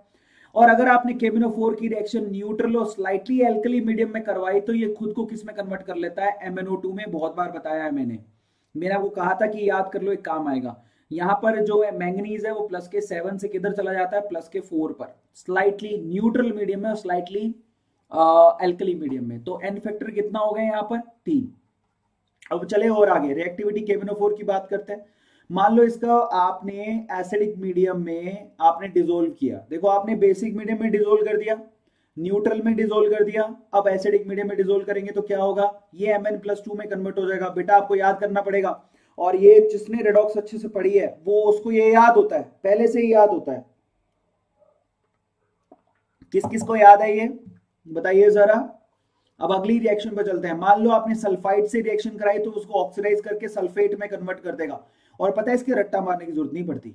अगर आपकी समझ है तो आप आसानी से आप इसको बड़े आसानी से चेक कर सकते हो, क्योंकि ये KMnO4 क्या है, ऑक्सीडाइजिंग एजेंट। तो ये क्या करेगा, ऑक्सीडेशन ही तो करेगा, तो सल्फाइड को सल्फेट में कन्वर्ट कर देगा। इसी तरह से मान लो कि SO2 गैस है तो उसको किस में, सल्फेट में कन्वर्ट कर देगा, तो ऑक्सीडेशन कर रहा है। ये +4 को किस में कन्वर्ट कर रहा है, प्लस के 6 में। मान लो आप NO2 नाइट्राइट देते हो तो उसको नाइट्रेट में कन्वर्ट कर देगा। क्या हार्ड है ये, सिर्फ ऑक्सीडेशन ही तो कर रहा है, ऑक्सीडेशन स्टेट को बढ़ा ही तो रहा है, और क्या कर रहा है। इसके अलावा अगर KMnO4 की रिएक्शन मान लो आपने H2S यानी कि यस हाइड्रोजन सल्फाइड के साथ करवा दी तो ये सल्फर का कोलोइडल पार्टिकल, कोलोइडल सॉल्यूशन बना के नीचे बिठा देगा। फिर से ऑक्सीडेशन करवा दिया इसने, -2 से 0 पर ले गया। इसके अलावा मान लो आपने इसकी रिएक्शन यस ऑक्सैलिक एसिड से करा दी तो क्या करेगा, ये CO2 गैस को लिबरेट करेगा। बहुत कॉमन रिएक्शन है क्योंकि आपने रेडॉक्स में पढ़ी होंगी। ऑक्सैलिक एसिड क्या होता है, H2C2O4, क्योंकि ये बहुत अच्छा ऑक्सीडाइजिंग एजेंट है तो एक कार्बन जो कि +3 में होता है उसको +4 में कन्वर्ट कर देता है। अगर मान लो आपने हाइड्रोजन से रिएक्शन करा दी KMnO4 की तो नाइट्रोजन गैस को लिबरेट करा देगा, आजाद कर देगा, तुम जाओ उड़ो। उसके अलावा अगर आप H2O2 से रिएक्शन कराओगे तो ऑक्सीजन को आजाद कर देगा, बोले उड़ो। आ रहा है समझ में? अब देखो N2H2 nitrogen liberate, H2O2 oxygen liberate, बोले उड़ो उड़ो उड़ो। अब हम चलते हैं और आगे, रिएक्टिविटी ऑफ KMnO4 में आगे की बात करते हैं। मान लो आपने आयोडाइड से अगर आपने इसकी रिएक्शन करा दी, आयोडाइड देखो इसको भी ऑक्सीडाइज कर देगा, ये आयोडेट में कन्वर्ट कर देता है, IO3-, ऑक्सीडेशन स्टेट बढ़ गई, आयोडीन की +5 पे चला गया ये, और खुद MnO2 में कन्वर्ट हो जाता है। ठीक है, इसके अलावा अगर आप मान लें HX से रिएक्शन करवा दी तो ये क्या करेगा, ये X ध्यान रखना, X मतलब इसमें फ्लोरीन नहीं हो सकता, बाकी सारे के सारे हेलोजन हो सकते हैं, क्लोरीन भी हो सकता है, ब्रोमीन हो सकता है, आयोडीन हो सकता है। बेसिकली वहां से वो क्या करेगा, हेलोजन को लिबरेट कर देगा। मतलब बेसिकली ये ऑक्सीडेशन करने का काम कर रहा है। अगर जिसमें थोड़ी सी भी अकल होगी वो समझ जाएगा कि ऑक्सीडेशन के बाद इसमें क्या बनने वाला है, मतलब ऑक्सीडेशन स्टेट को बढ़ा देगा। और एक रिएक्शन नजर आप चेक करो, मान लो कि KMnO4 की रिएक्शन आपने Mn+2 आयन वाले कंपाउंड से ऐसा करवा दी तो यहां से वे MnO2 जो कि ब्लैक ब्राउन कलर का होता है उसको लिबरेट कर देगा। नोट डाउन कर लो, काम आएगा, बहुत ज्यादा इंपॉर्टेंट है। चलो रिएक्टिविटी ऑफ KMnO4 की लास्ट बात कर लेते हैं। लास्ट अगर आपने इसकी रिएक्शन Na2H2O3 से करवा दी तो यहां से क्या करेगा, ये यस SO4 यानी कि ये ये पर सल्फेट जो आपके पास ये जो आपको दिख रहा है ये जो Na2H2O3 कंपाउंड है उसको वो सल्फेट आयन में कन्वर्ट कर देगा। यहाँ पर सल्फर +2 ऑक्सीडेशन स्टेट पर होता है, सीधे उसको +6 ऑक्सीडेशन स्टेट पे उड़ा के ऑक्सीडाइज कर देता है। Sn+2 वो Sn+4 में कन्वर्ट कर देगा। सारा का सारा काम यहाँ पर सिर्फ और सिर्फ ऑक्सीडेशन का है। जितनी भी केमिकल रिएक्शंस है मैं आपको गारंटी दे रहा हूं, एक बार पढ़ के सिर्फ इतना सोचना कि सिर्फ आपको ऑक्सीडेशन करना है। अब आप दिमाग लगाओ, अपने आप सारी याद हो जाएंगी। जिसने ढंग से पढ़ाई कर रखी है उसको बहुत इजीली याद हो जाएगा। अब हम बात करेंगे यस गाइस K2Cr2O7। भाई साहब अब आते हैं आपके काम की चीज पर फिर से। K2Cr2O7 ये बहुत इंपॉर्टेंट है, पोटेशियम डाइक्रोमेट। चलो सबसे पहले पोटेशियम डाइक्रोमेट जो होता है वो ऑरेंज कलर का होता है। आप सिंदूरी कलर, एक चुटकी सिंदूर की कीमत तुम क्या जानो रमेश बाबू।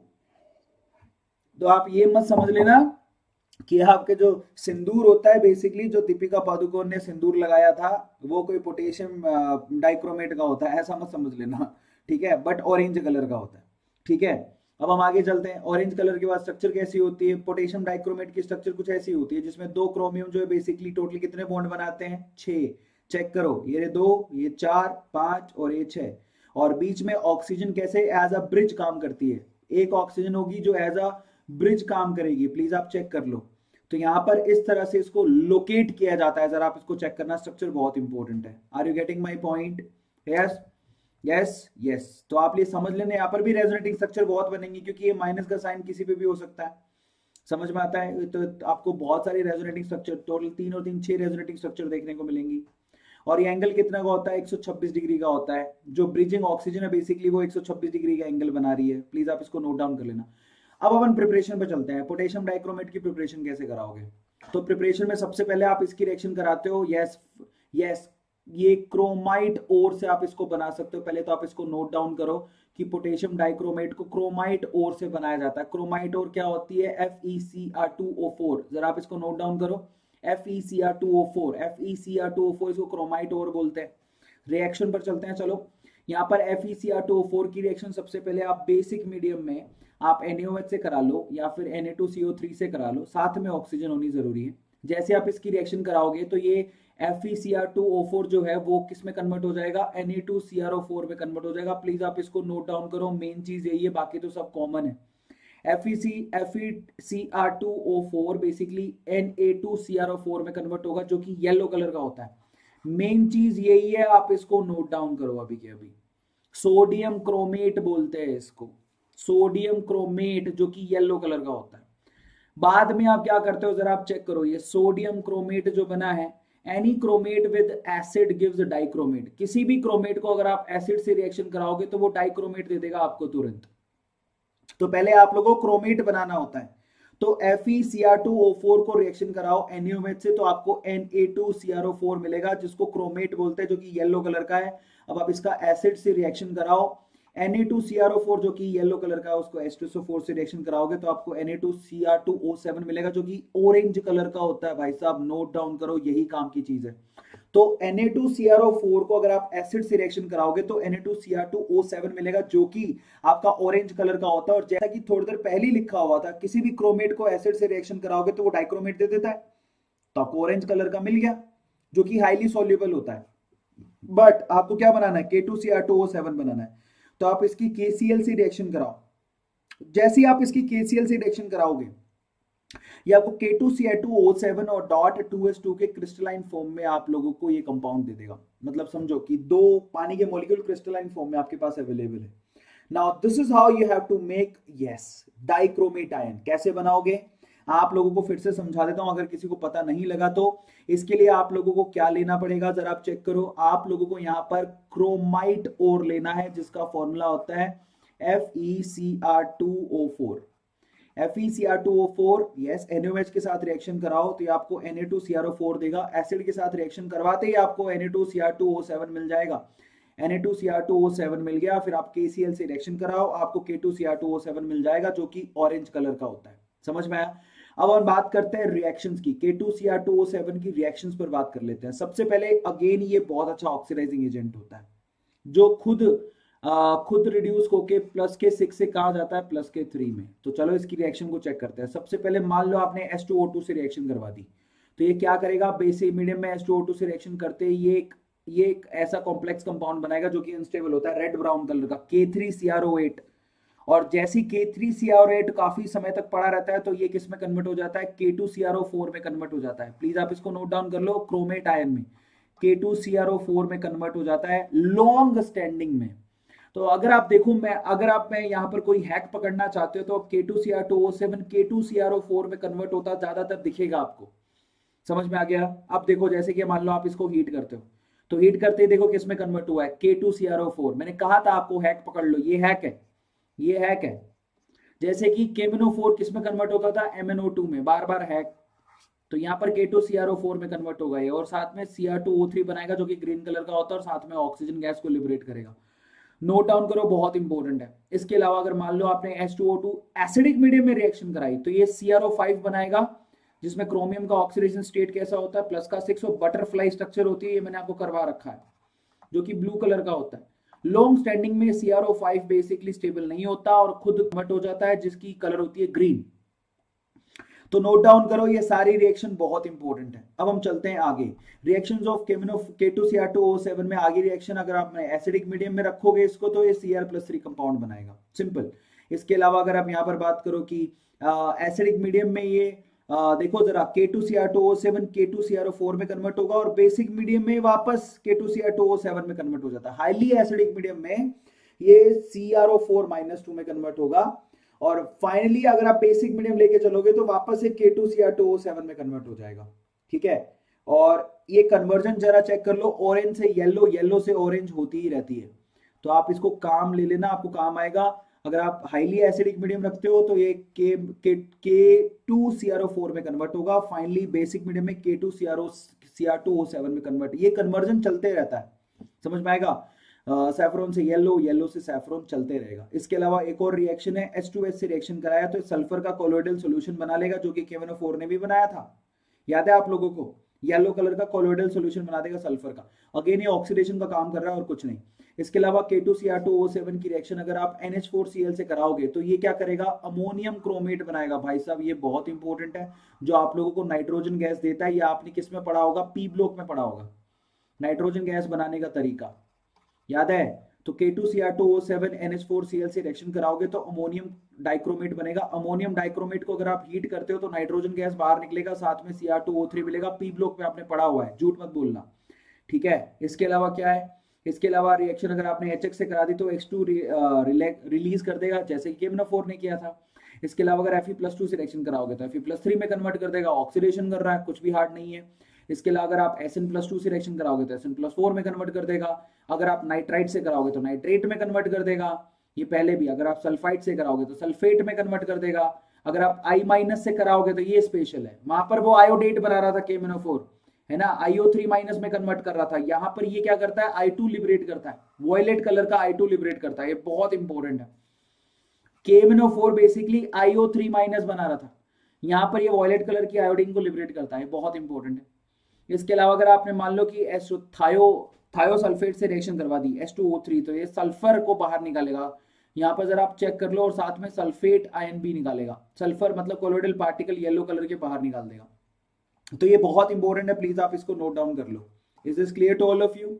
चलिए अब आगे चलते हैं। K2Cr2O7 की अगली रिएक्शन है, Sn+2 को Sn+4 में बदलेगा, नाइट्राइट को नाइट्रेट में बदल देगा, सल्फाइड को सल्फेट में बदल देगा, आयोडाइड को आयोडीन में कन्वर्ट कर देगा, और H2O3-2 को किस में कन्वर्ट कर देगा, यस, सल्फर में और SO4-2 के अंदर। अभी हमारा चैप्टर बिल्कुल एंडिंग पॉइंट पर है, खत्म होने वाला है। अब हम कुछ क्वेश्चन करेंगे और उसके बाद हमारा चैप्टर ख से खत्म।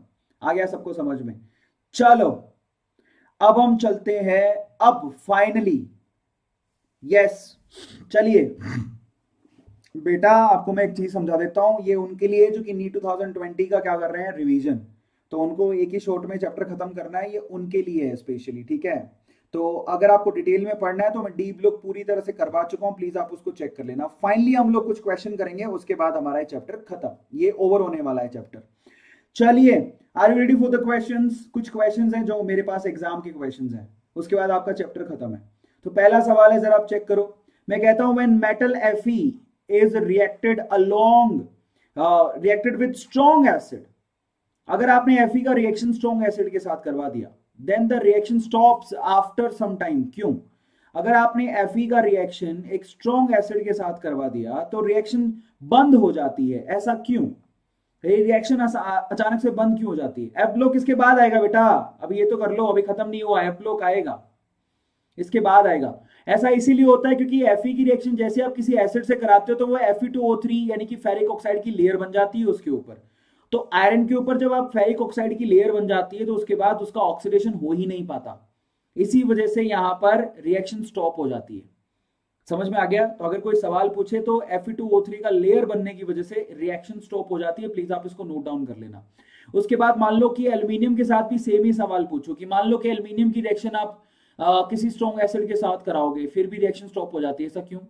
क्योंकि एल्यूमिनियम भी क्या करता है, Al2O3 की लेयर, ये जिसको कोरोंडम बोलते हैं, वेरी हार्ड लेयर बन जाती है और उसके बाद ऑटोमेटिकली प्रोटेक्टिव लेयर की वजह से रिएक्शन स्टॉप हो जाती है। ठीक है, ये आप लोगों को ध्यान रखना है। क्लियर है? उसके अलावा यहां हम बात करते हैं Mn2O7 एनहाइड्राइड होता है क्या? Is Mn2O7 anhydride? मतलब वो सुखा के बनाया क्या आपने? मतलब अगर उसमें पानी ऐड कर दें तो कुछ मिल जाएगा क्या? तो ये किसका एनहाइड्राइड है, ये सवाल आपसे पूछा गया है। पहला पूछा गया सवाल कि Mn2O7 क्या हाइड्राइड है, ये किसका हाइड्राइड है, ये सवाल पूछा गया। तो मैं आपको बताता हूं। Mn2O7 बेसिकली H2MnO8 का एनहाइड्राइड है, जिसको हम लोग HMnO4 भी बोलते हैं। अगर आप पानी में डाल दोगे Mn2O7 को तो पानी में डालते ही H2Mn2O8 बनाएगा या फिर HMnO4 बनाएगा, जिसको हम लोग क्या बोलते हैं? यस, परमैंगनेट एसिड बोलते हैं। और बेसिकली Mn2O7 उसी का एनहाइड्राइड है। एनहाइड्राइड का मतलब क्या होता है? एनहाइड्राइड का मतलब होता है पानी निकाल दिया आपने। यस, Mn2O7 एनहाइड्राइड है। किसका? अगर कोई सवाल पूछे किसका एनहाइड्राइड है तो वो है HMnO4 का। प्लीज आप इसको लिख लो, काम आएगा। उसके अलावा क्या है, FeCl3 क्या डाइमर में एग्जिस्ट करता है? यस, FeCl3 डाइमराइज होता है। अगर आप चेक करोगे तो इस तरह से डाइमर फॉर्म में होता है। यहां पर आप लोगों को टोटल 3 सेंटर और 4 इलेक्ट्रॉन पार्टिसिपेट दिखेंगे। 3 सेंटर और 4 इलेक्ट्रॉन पार्टिसिपेट करते दिखेंगे। समझ में आ गया? तो ये 3 सेंटर 4 इलेक्ट्रॉन यहाँ पर बॉन्ड बनाए जाते हैं। ये आप लोग ध्यान रखना। FeCl3 यस डाइमराइज फॉर्म में होता है और ये लुईस एसिड की तरह काम करता है वेकेंट ऑर्बिटल होने की वजह से। फ्रिडल क्राफ्ट में आपने इसको यूज किया होगा। अब हम चलते हैं आगे। अगला सवाल है आपके पास, हैविंग अब ये सवाल बड़ा इंटरेस्टिंग है। Having a magnetic weight measurement machine. मान लो आपके पास है ना एक मैग्नेटिक वेट मेजरमेंट मशीन है। मेरा सवाल है आपसे, अगर आपके पास कोई मैग्नेटिक वेट मेजरमेंट मशीन है तो उसमें अगर आप इसको तोल रहे हो, स्कैंडियम क्लोराइड को और साथ में आयरन के क्लोराइड को, तो आपको ज्यादा भारी कौन दिखेगा और ज्यादा हल्का कौन दिखेगा? आप यहां पर इसको तोलना चाह रहे हो। ये कोई एक मशीन है जो कि मैग्नेटिक वेट मशीन है। क्या है? मैग्नेटिक वेट मशीन है। ठीक है, आपने एक बार SCCl3 रखा, दूसरी बार FeCl3, तो कौन भारी होगा कौन हल्का? तो यहां पर FeCl3 भारी होगा। क्यों? क्योंकि इसकी मैग्नेटिक प्रॉपर्टी होती है अट्रैक्शन शो करेगा। मैग्नेटिक प्रॉपर्टी होती है तो अट्रैक्शन शो करेगा। अट्रैक्शन की वजह से यहाँ पर फोर्सेस कैसे लगेंगे? तो आप जरा चेक कर लेना भाई, मैंने आपको वैसे तो आंसर दे ही दिया है, लेकिन यहाँ पर क्योंकि इनकी स्ट्रक्चर और इनकी स्कैंडियम क्लोराइड को देखोगे तो वो डायमैग्नेटिक होता है, तो रिपेल करता है स्कैंडियम क्लोराइड, जबकि Fe क्लोराइड पैरामैग्नेटिक होता है। तो जो पैरामैग्नेटिक होता है वो क्या करेगा? अट्रैक्शन शो करेगा, जिससे उसका वेट ज्यादा दिखेगा आपको। Are you getting my point? तो स्कैंडियम क्लोराइड में 2 फोर्स काम करते हैं, एक फोर्स ऊपर और एक अपोजिट डायरेक्शन में नीचे। लेकिन टाइटेनियम यहाँ पर आयरन की क्लोराइड में दोनों फोर्स नीचे काम करते हैं, और दोनों फोर्स नीचे काम करते हैं तो ये आपको ज्यादा अट्रैक्शन और यहाँ पर रिपल्शन और अट्रैक्शन की वजह से इसका वेट आपको ज्यादा दिखेगा। ये मैं आपको पहले आंसर बता चुका हूं। तो ये लाइटर दिखेगा, ये हैवियर दिखेगा। अब आप आगे चलते हैं। क्या क्रोमियम का ऑक्साइड मोनोमरिक होता है या पॉलीमरिक? ये दोनों हो सकता है। ये मोनोमरिक मतलब सिंगल मॉलिक्यूल भी हो सकता है, पॉलीमरिक मतलब पॉलीमर की फॉर्म में भी हो सकता है। समझ में आया? इनफैक्ट ये बेंजीन के जैसा स्ट्रक्चर भी बना सकता है। आपको बताता हूं, CrO3 बेंजीन के जैसा स्ट्रक्चर भी बना सकता है। आप देखो ये CrO3, यहां पर आपको 3 CrO3 जो दिख रहे हैं, ये बेंजीन स्ट्रक्चर बना रहे हैं आपस में। जरा आप चेक करना, दिख रहा है आप लोगों को? ये बेंजीन स्ट्रक्चर बनाते दिख रहे हैं। तो ये बेंजीन की स्ट्रक्चर तक भी बना सकते हैं, ये भी इनकी खास बात होती है। ठीक है, ये आप लोगों को ध्यान रखना है। तो ये किस किस में प्रॉपर्टी होती है? बेंजीन टाइप की स्ट्रक्चर SO3 में भी होती है और CrO3 में भी होती है। समझ में आएगा? साइक्लिक स्ट्रक्चर बनाते हुए दिखेंगे आपको। यह मजा आया? चलो, तो आप फाइनली हम लोग कहां जा रहे हैं? F ब्लॉक की तरफ। काफी बच्चे पूछ रहे हैं सर एफ ब्लॉक करा दो, एफ ब्लॉक करा दो। अब खत्म होने वाला है अपना चैप्टर, आ जाओ एफ ब्लॉक की तरफ आ जाओ। ठीक है, एफ ब्लॉक। चलिए तो एफ ब्लॉक को शुरू करते हैं। एफ ब्लॉक के जो एलिमेंट होते हैं बेसिकली सबसे पहले लेंथेनॉइड्स, जिसमें एटॉमिक नंबर क्या होता है 57 से 71। देखो हमने 1200 बच्चों से शुरू किया था, 1200 बच्चे से अब बचे हैं सिर्फ 671 बच्चे। ऐसे कंपटीशन कम होता है, इसलिए तो टॉपर जो है बेसिकली बहुत कम है। तो अब लेंथेनॉइड जो होते हैं वो सिल्वरी व्हाइट मेटल होते हैं, नोट डाउन कर लो। लेंथेनॉइड सारे के सारे सिल्वरी व्हाइट मेटल होते हैं और 57 से लेके 71 तक एटॉमिक नंबर होता है। एक्टिनॉइड की बात करें तो वो 89 से लेके 103, ये रेडियो एक्टिव मेटल्स हैं। ज्यादातर आपको जितने भी मेटल मिलेंगे एफ ब्लॉक में, एक्टिनॉइड्स वो रेडियो एक्टिव मेटल होते हैं, जबकि लेंथेनॉइड सिल्वरी मेटल्स होते हैं। सिल्वरी, समझ में आया?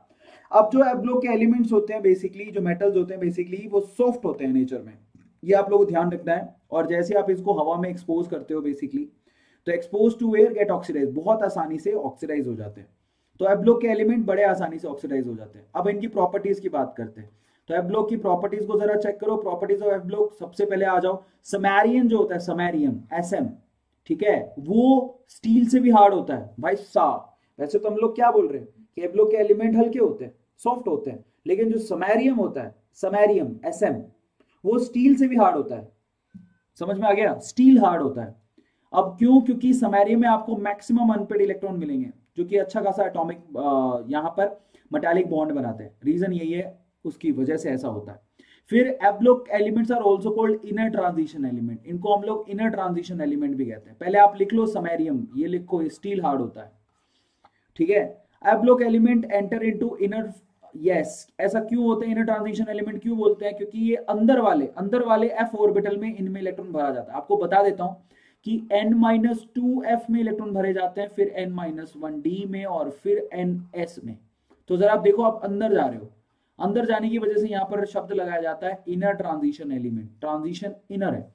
Lanthanoids are non radioactive nature, yes, with exception promethium. आपको पता होना चाहिए लेंथेनॉइड नॉन रेडियो एक्टिव होते हैं, लेकिन प्रोमेथियम की बात करो, जो प्रोमेथियम होता है ना, पीएम, बेसिकली वो कैसा होता है? Radio active, radio active. और फिजिकल प्रॉपर्टी की बात करते हैं, सबसे पहले फिजिकल प्रॉपर्टी भाई साहब, इनकी बेसिसिटी की बात करते हैं। लेंथेनॉइड की basicity, as the size of the element across the period decreases, basicity increases। जैसे जैसे साइज घटने लगता है बेसिसिटी घटने लगती है। ये तो सबको पता है, फजान रूल आप लोगों ने पढ़ा होगा, ठीक है। तो जैसे जैसे साइज घटने लगेगा, क्योंकि उसमें फजान रूल के हिसाब से साइज घटता है तो पोलराइजेबिलिटी बढ़ती है, तो जिससे एसिडिटी आती है, बेसिसिटी नहीं आती, बेसिसिटी डिक्रीज होती है। समझ में आया? तो La से Lu की तरफ बात करें तो साइज डिक्रीज होता है, जिससे बेसिसिटी घटती है। ऑक्सीडेशन स्टेट की बात कर लेते हैं। इनकी जनरल ऑक्सीडेशन स्टेट क्या है? +2, +3, +4। +4 इनकी जो है वो रेयर है, लेकिन +2, +3 बहुत दिखाते हैं। जनरली जो लेंथेनॉइड्स होते हैं वो +3 दिखाते हैं। नोट डाउन कर लो, जो लेंथेनॉइड होते हैं वो +3 ऑक्सीडेशन स्टेट दिखाते हैं, जबकि अगर आप यहां पर बात करोगे एक्टिनॉइड की तो वो +2, +3 दोनों दिखाते हैं। अब इनकी आप इलेक्ट्रॉनिक कॉन्फ़िगरेशन की बात करो, इनकी जनरलाइज इलेक्ट्रॉनिक कॉन्फ़िगरेशन सबको पता होनी चाहिए। n-2 f1 to 14, n-1 d0 to 1 and ns2, ये इनकी जनरलाइज इलेक्ट्रॉनिक कॉन्फ़िगरेशन होती है, ठीक बात है। लेकिन इनमें से सबसे इंपॉर्टेंट कौन है जिसपे से सवाल पूछा जाता है? वो है गैडोलीनियम। प्लीज आप इसको नोट डाउन करो, जो सबसे इंपॉर्टेंट है वो है गैडोलीनियम। किस किस को पता है गैडोलीनियम का इलेक्ट्रॉनिक कॉन्फ़िगरेशन?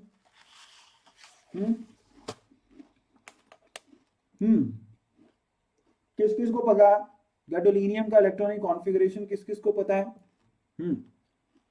इसका एटॉमिक नंबर होता है 64, गैडोलीनियम, जीडी बोलते हैं इसको, जीडी, ठीक है। अब मैं आपको बताता हूं इसका क्या होता है। 64 के केस में इनके इलेक्ट्रॉनिक कॉन्फ़िगरेशन होता है 4s7, 5d1 एंड 6s2, ठीक है। ये आप प्लीज नोट डाउन कर लो, बहुत इंपॉर्टेंट है और बहुत कम बच्चों को पता होता है। ये सवाल पूछा जाता है, कभी 4f8 या 5d0 या 6s2 नहीं होता। यहां पर स्पेशली आप लोग डी ऑर्बिटल में एक इलेक्ट्रॉन को पुल करते हो, भरते हो भैया, अगर समझ में। ये ऐसा ही है जैसे कि आप क्रोमियम में करते हो। क्रोमियम में आप क्या करते हो? आप करते हो ना 3d d4 एंड s2, समझ में आया?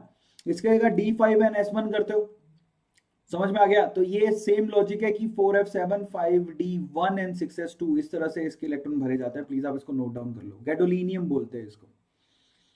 आया समझ में? गैडोलिनियम, गैडोलिनियम कहा जाता है इसको। Is this clear? Letters are not clear just because of network. यहां से तो सब साफ है। तो गैडोलिनियम की प्लीज आप लोग याद कर लेना 4f7 5d1 एंड 6s2 ऐसा होता है।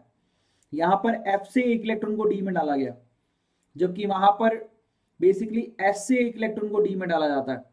तो सारा को d लेके जाता है, d में देना है आप लोगों को। d ये कहता है दे दो दे दो दे दो।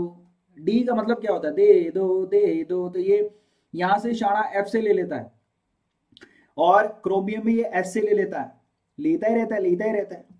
चलो अब अपन आगे चलते हैं एटॉमिक रेडियाई। यहाँ पर लेंथेनॉइड से कंटिन्यूसली रेडियाई Lu तक घटती है। क्यों? क्योंकि यहाँ पर लेंथेनॉइड कॉन्ट्रैक्शन इफेक्ट लग जाता है, धीरे धीरे घटने लगती है। लेंथेनॉइड कॉन्ट्रैक्शन इफेक्ट बोलते हैं, क्योंकि यहाँ स्क्रीनिंग इफेक्ट बहुत ही ज्यादा पुअर होता है। ये तो जानते हो, इसकी वजह से ऐसा होता है। ठीक है, this decrease in radius is called lanthanoid contraction. इसे लेंथेनॉइड कॉन्ट्रैक्शन कहते हैं। ऐसा क्यों होता है? क्योंकि शील्डिंग बहुत ही ज्यादा, स्क्रीनिंग इफेक्ट या शील्डिंग बहुत ही ज्यादा पुअर होती है। अब रिएक्टिविटी की बात करते हैं। लेंथेनॉइड्स की रिएक्टिविटी का एक सिंपल ग्राफ है मेरे पास। जो लेंथेनॉइड होते हैं बेसिकली, अगर उनको आप एसिड के साथ रिएक्शन कराओगे तो वो हाइड्रोजन गैस को लिबरेट करते हैं। ये पहली रिएक्शन है आपकी। अगर लेंथेनॉइड को आप हेलोजन से रिएक्शन कराओगे तो ये LnX3 टाइप के कंपाउंड बनाते हैं, जो कि +3 ऑक्सीडेशन स्टेट शो कर रहे हैं। ज्यादातर लेंथेनॉइड आपको +3 ऑक्सीडेशन स्टेट वाले कंपाउंड बनाते दिखेंगे। अगर आपने इनको पानी में डाल दिया तो लेंथेनॉइड हाइड्रोक्साइड बना रहे हैं, जो कि खुद एक +3 ऑक्सीडेशन स्टेट वाला कंपाउंड है। अगर आपने इनको कार्बन के साथ रिएक्ट करवाया तो लेंथेनॉइड कार्बाइड बनाएंगे, जिसका फॉर्मूला होता है LnC2। प्लीज आप नोट डाउन कर लो। अगर आपने इसको नाइट्रोजन के साथ हीट किया तो LNN कंपाउंड बनाएगा, LNN। वाह क्या कंपाउंड है, LNN। इसके अलावा अगर आपने सल्फर के साथ हीट किया तो ये बनाएंगे यस LN2S3, क्योंकि सल्फर पे -2 चार्ज होता है। तो LN2S3, क्योंकि नाइट्रोजन पे -3 होता है और ये +3 होता है। LNN आ गया समझ में? Ln क्या है यहाँ पर? Ln लेंथेनॉइड है। और अगर आपने मान लो इसको O2 के साथ बर्न किया तो ये क्या बनाएंगे? Yes Ln2O3। सिंपल है, आपको Ln पे +3 चार्ज होगा जनरली। अब आके देखो, ऑक्सीजन पे -2 होता है, सल्फर पे -2 होता है, नाइट्रोजन पे -3 होता है। अब खुद ही दिमाग लगा लो, जो आपके पास हेलोजन होते हैं उसमें -1 होता है, OH पे -1 होता है। अब आप खुद दिमाग लगा लो कौन सा प्रोडक्ट बनेगा। कार्बन वाला स्पेशल है जिसमें LnC2 बनता है। ओके, अब फिजिकल प्रॉपर्टीज की तरफ चलते हैं। Physical properties of actinoids. Actinoid की फिजिकल प्रॉपर्टी की तरफ चलो। सबसे पहले एक्टिनोइड 89 से शुरू होता है, 103 तक जाता है। एक्टिनियम से लेके यूरेनियम तक जाता है, Lr तक। ये आपको याद रखना है। इलेक्ट्रॉनिक कॉन्फ़िगरेशन की बात करो तो जनरल इलेक्ट्रॉनिक कॉन्फ़िगरेशन इनका है N-1 2 फ्लोरीन में 1 से लेके 14 तक, डी के अंदर सॉरी F ऑर्बिटल में 1 से लेके 14 तक, D के अंदर 0 से लेके 1 तक और S के अंदर 2 तक। ये इनका जनरल इलेक्ट्रॉनिक कॉन्फ़िगरेशन है, सबको पता ही है। इसके अलावा यहाँ पर ऑक्सीडेशन स्टेट की बात करते हैं एक्टिनोइड की, +2 +3 +4 +5। ये इनकी ऑक्सीडेशन स्टेट होती है जनरली। समझ में आया? और ये जनरली एक्टिनोइड कैसे होते हैं? Radio active. रेडियो एक्टिव, समझ में आया? एटॉमिक रेडियाई भी इनकी कंटिन्यूसली घटती है, ऊपर से नीचे जाने पर कंटिन्यूसली घटती है, जैसे कि लेंथेनॉइड की घटती है। क्यों? यहाँ पर एक्टिनोइड कॉन्ट्रैक्शन इफेक्ट लग जाता है। कौन सा कॉन्ट्रैक्शन इफेक्ट है? एक्टिनोइड कॉन्ट्रैक्शन इफेक्ट है। आप लोग याद रखना, actinoid also show contraction effect. यहाँ पर भी कॉन्ट्रैक्शन इफेक्ट होता है, क्योंकि यहाँ पर भी पुअर शील्डिंग होती है। कंपैरिजन करें अगर हम लोग लेंथेनॉइड और एक्टिनोइड्स की, क्या कंपैरिजन करोगे? कंपैरिजन में आप लोग क्या बोलोगे, जरा बताओ मुझे। कंपैरिजन में why radii contraction is more in actinoid. Actinoid में कॉन्ट्रैक्शन इफेक्ट ज्यादा क्यों होता है as compare to lanthanoid? Contraction effect actinoids में ज्यादा होता है एज कंपेयर टू लेंथेनॉइड्स। का रीजन क्या है? क्योंकि 5f जो ऑर्बिटल्स होते हैं वो ज्यादा डिफ्यूज होते हैं as compare to 4f। Please आप इसको नोट डाउन कर लो। 5f orbitals are more diffused, more diffused. Please आप इसको नोट डाउन कर लो, ये ज्यादा डिफ्यूज्ड होते हैं, इसीलिए ऐसा होता है। समझ में आया? और इसीलिए डिफ्यूज ज्यादा होने की वजह से 5f की जो स्क्रीनिंग इफेक्ट होता है बेसिकली वो और ज्यादा पुअर होता है। समझ में आया? Very less shielding effect, screening effect बहुत ही ज्यादा पुअर होता है इन 5s as compare to 4f। इसी वजह से यहां पर कॉन्ट्रैक्शन इफेक्ट आपको ज्यादा देखने को मिलता है। तो अगर कोई पूछे तो रीजन क्या लिखोगे? सवाल पूछा जाता है क्योंकि 5f 4f से ज्यादा डिफ्यूज होता है। इसकी वजह से वहां स्क्रीनिंग इफेक्ट ज्यादा देखने को मिलता है, और यही रीजन है कि यहाँ पर आप लोग कॉन्ट्रैक्शन इफेक्ट इफेक्टिवली ज्यादा दिखते हैं, तो साइज उनकी छोटी होती है। ठीक है, ये फाइनली चैप्टर इज ओवर। हाँ मैंने कमाल कर दिया। शुरू में मुझे 1 घंटा पहले ऐसा लग रहा था पता नहीं मैं चैप्टर पढ़ा पाऊंगा कि नहीं, क्योंकि मेरा गला एकदम चौक हो चुका था। लेकिन चलो जैसे जैसे करके आप लोग हिम्मत देते गए और मैंने चैप्टर खत्म कर दिया फाइनली। ये we have overruled, DNF block खत्म। अब कल क्या करेंगे, डीएनएफ ब्लॉक के और एक सरप्राइजिंग चैप्टर का आपका क्या होगा, यस मेंटी करेंगे। ठीक है कल फाइनली गाइस, मजा आ गया। आप लोगों ने डीएनएफ ब्लॉक पूरा खत्म कर दिया। तो मेरी रिक्वेस्ट है आपसे कि बच्चों के साथ इसको शेयर जरूर करना, क्योंकि बहुत सारे ऐसे बच्चे होंगे जिन्होंने नहीं किया होगा। अब नहीं किया तो उनको फायदा तो होना चाहिए। आप लोग प्लीज उनको शेयर करना, और आप याद रखो don't limit your challenges, challenge your limits. बहुत सिंपल सी बात है, आपके सामने हर्डल आप खुद हो। अगर आप कहते हो कि मैं नहीं कर सकता, तो देखो यहाँ पर 1100-1200 बच्चों से शुरू होते, 636 बच्चे लास्ट में बचे, बाकी सब भग गए। उन्होंने क्या कहा, हमसे तो ना हो पाएगा बाबू, तो चले गए। लेकिन ये 636 बच्चों में दम था और बेटे बैठे रहे। तो ये अपने लिमिट को चैलेंज कर रहे हैं। बोले सर बैठे, सर का गला दुख रहा है, सर फिर भी बैठे, हमारे लिए बैठे हैं ना, तो हमको भी बैठना चाहिए। आ रहा है समझ में? तो इसीलिए 636 बच्चे अपने लिए आज इमोजी सेंड करेंगे और अपने लिए लाइक करेंगे। आज मेरे 636 बच्चे अपने लिए लाइक करो। अगर आपका दिल बड़ा है तो अपने लिए लाइक जरूर करो, क्योंकि आप लोग विनर हो। आप लोग अंत तक बैठे रहे, कमाल कर दिया। लाइक करो अभी के अभी। नीट के क्रैश कोर्स को आप अभी भी ज्वाइन कर सकते हो। AANETA कूपन कोड लगा दो तो आपको डिस्काउंट मिल जाएगा। ए सुपर लगाओगे तो वो ज्यादा डिस्काउंट मिल जाएगा, ले लो, काम आएगा। टेलीग्राम के ग्रुप को आप ज्वाइन करना मत भूलिएगा। वेदांतु नीट ऑफिशियल हमारा टेलीग्राम का ग्रुप है, जिसको आप फटाफट से ज्वाइन कर लो। That will be more helpful for all of you. इसके अलावा सब्सक्राइब करना मत भूलना गाइस, कि अपनी फैमिली है, क्योंकि इसको सब्सक्राइब कर डाला तो लाइफ एकदम चिंगा लाला है ना। And finally guys, thank you so much for giving us such support, such love. आप लोग अमेजिंग हो, क्योंकि आप लोग बहुत ज्यादा मेहनत कर रहे हो, है ना। That is really awesome. कल मेंटी होगा बिल्कुल, तो कल हम लोग डीएनएफ ब्लॉक के मेंटी के क्विज करेंगे मिशन इम्पॉसिबल में, और एक और चैप्टर लेंगे मेटलर्जी।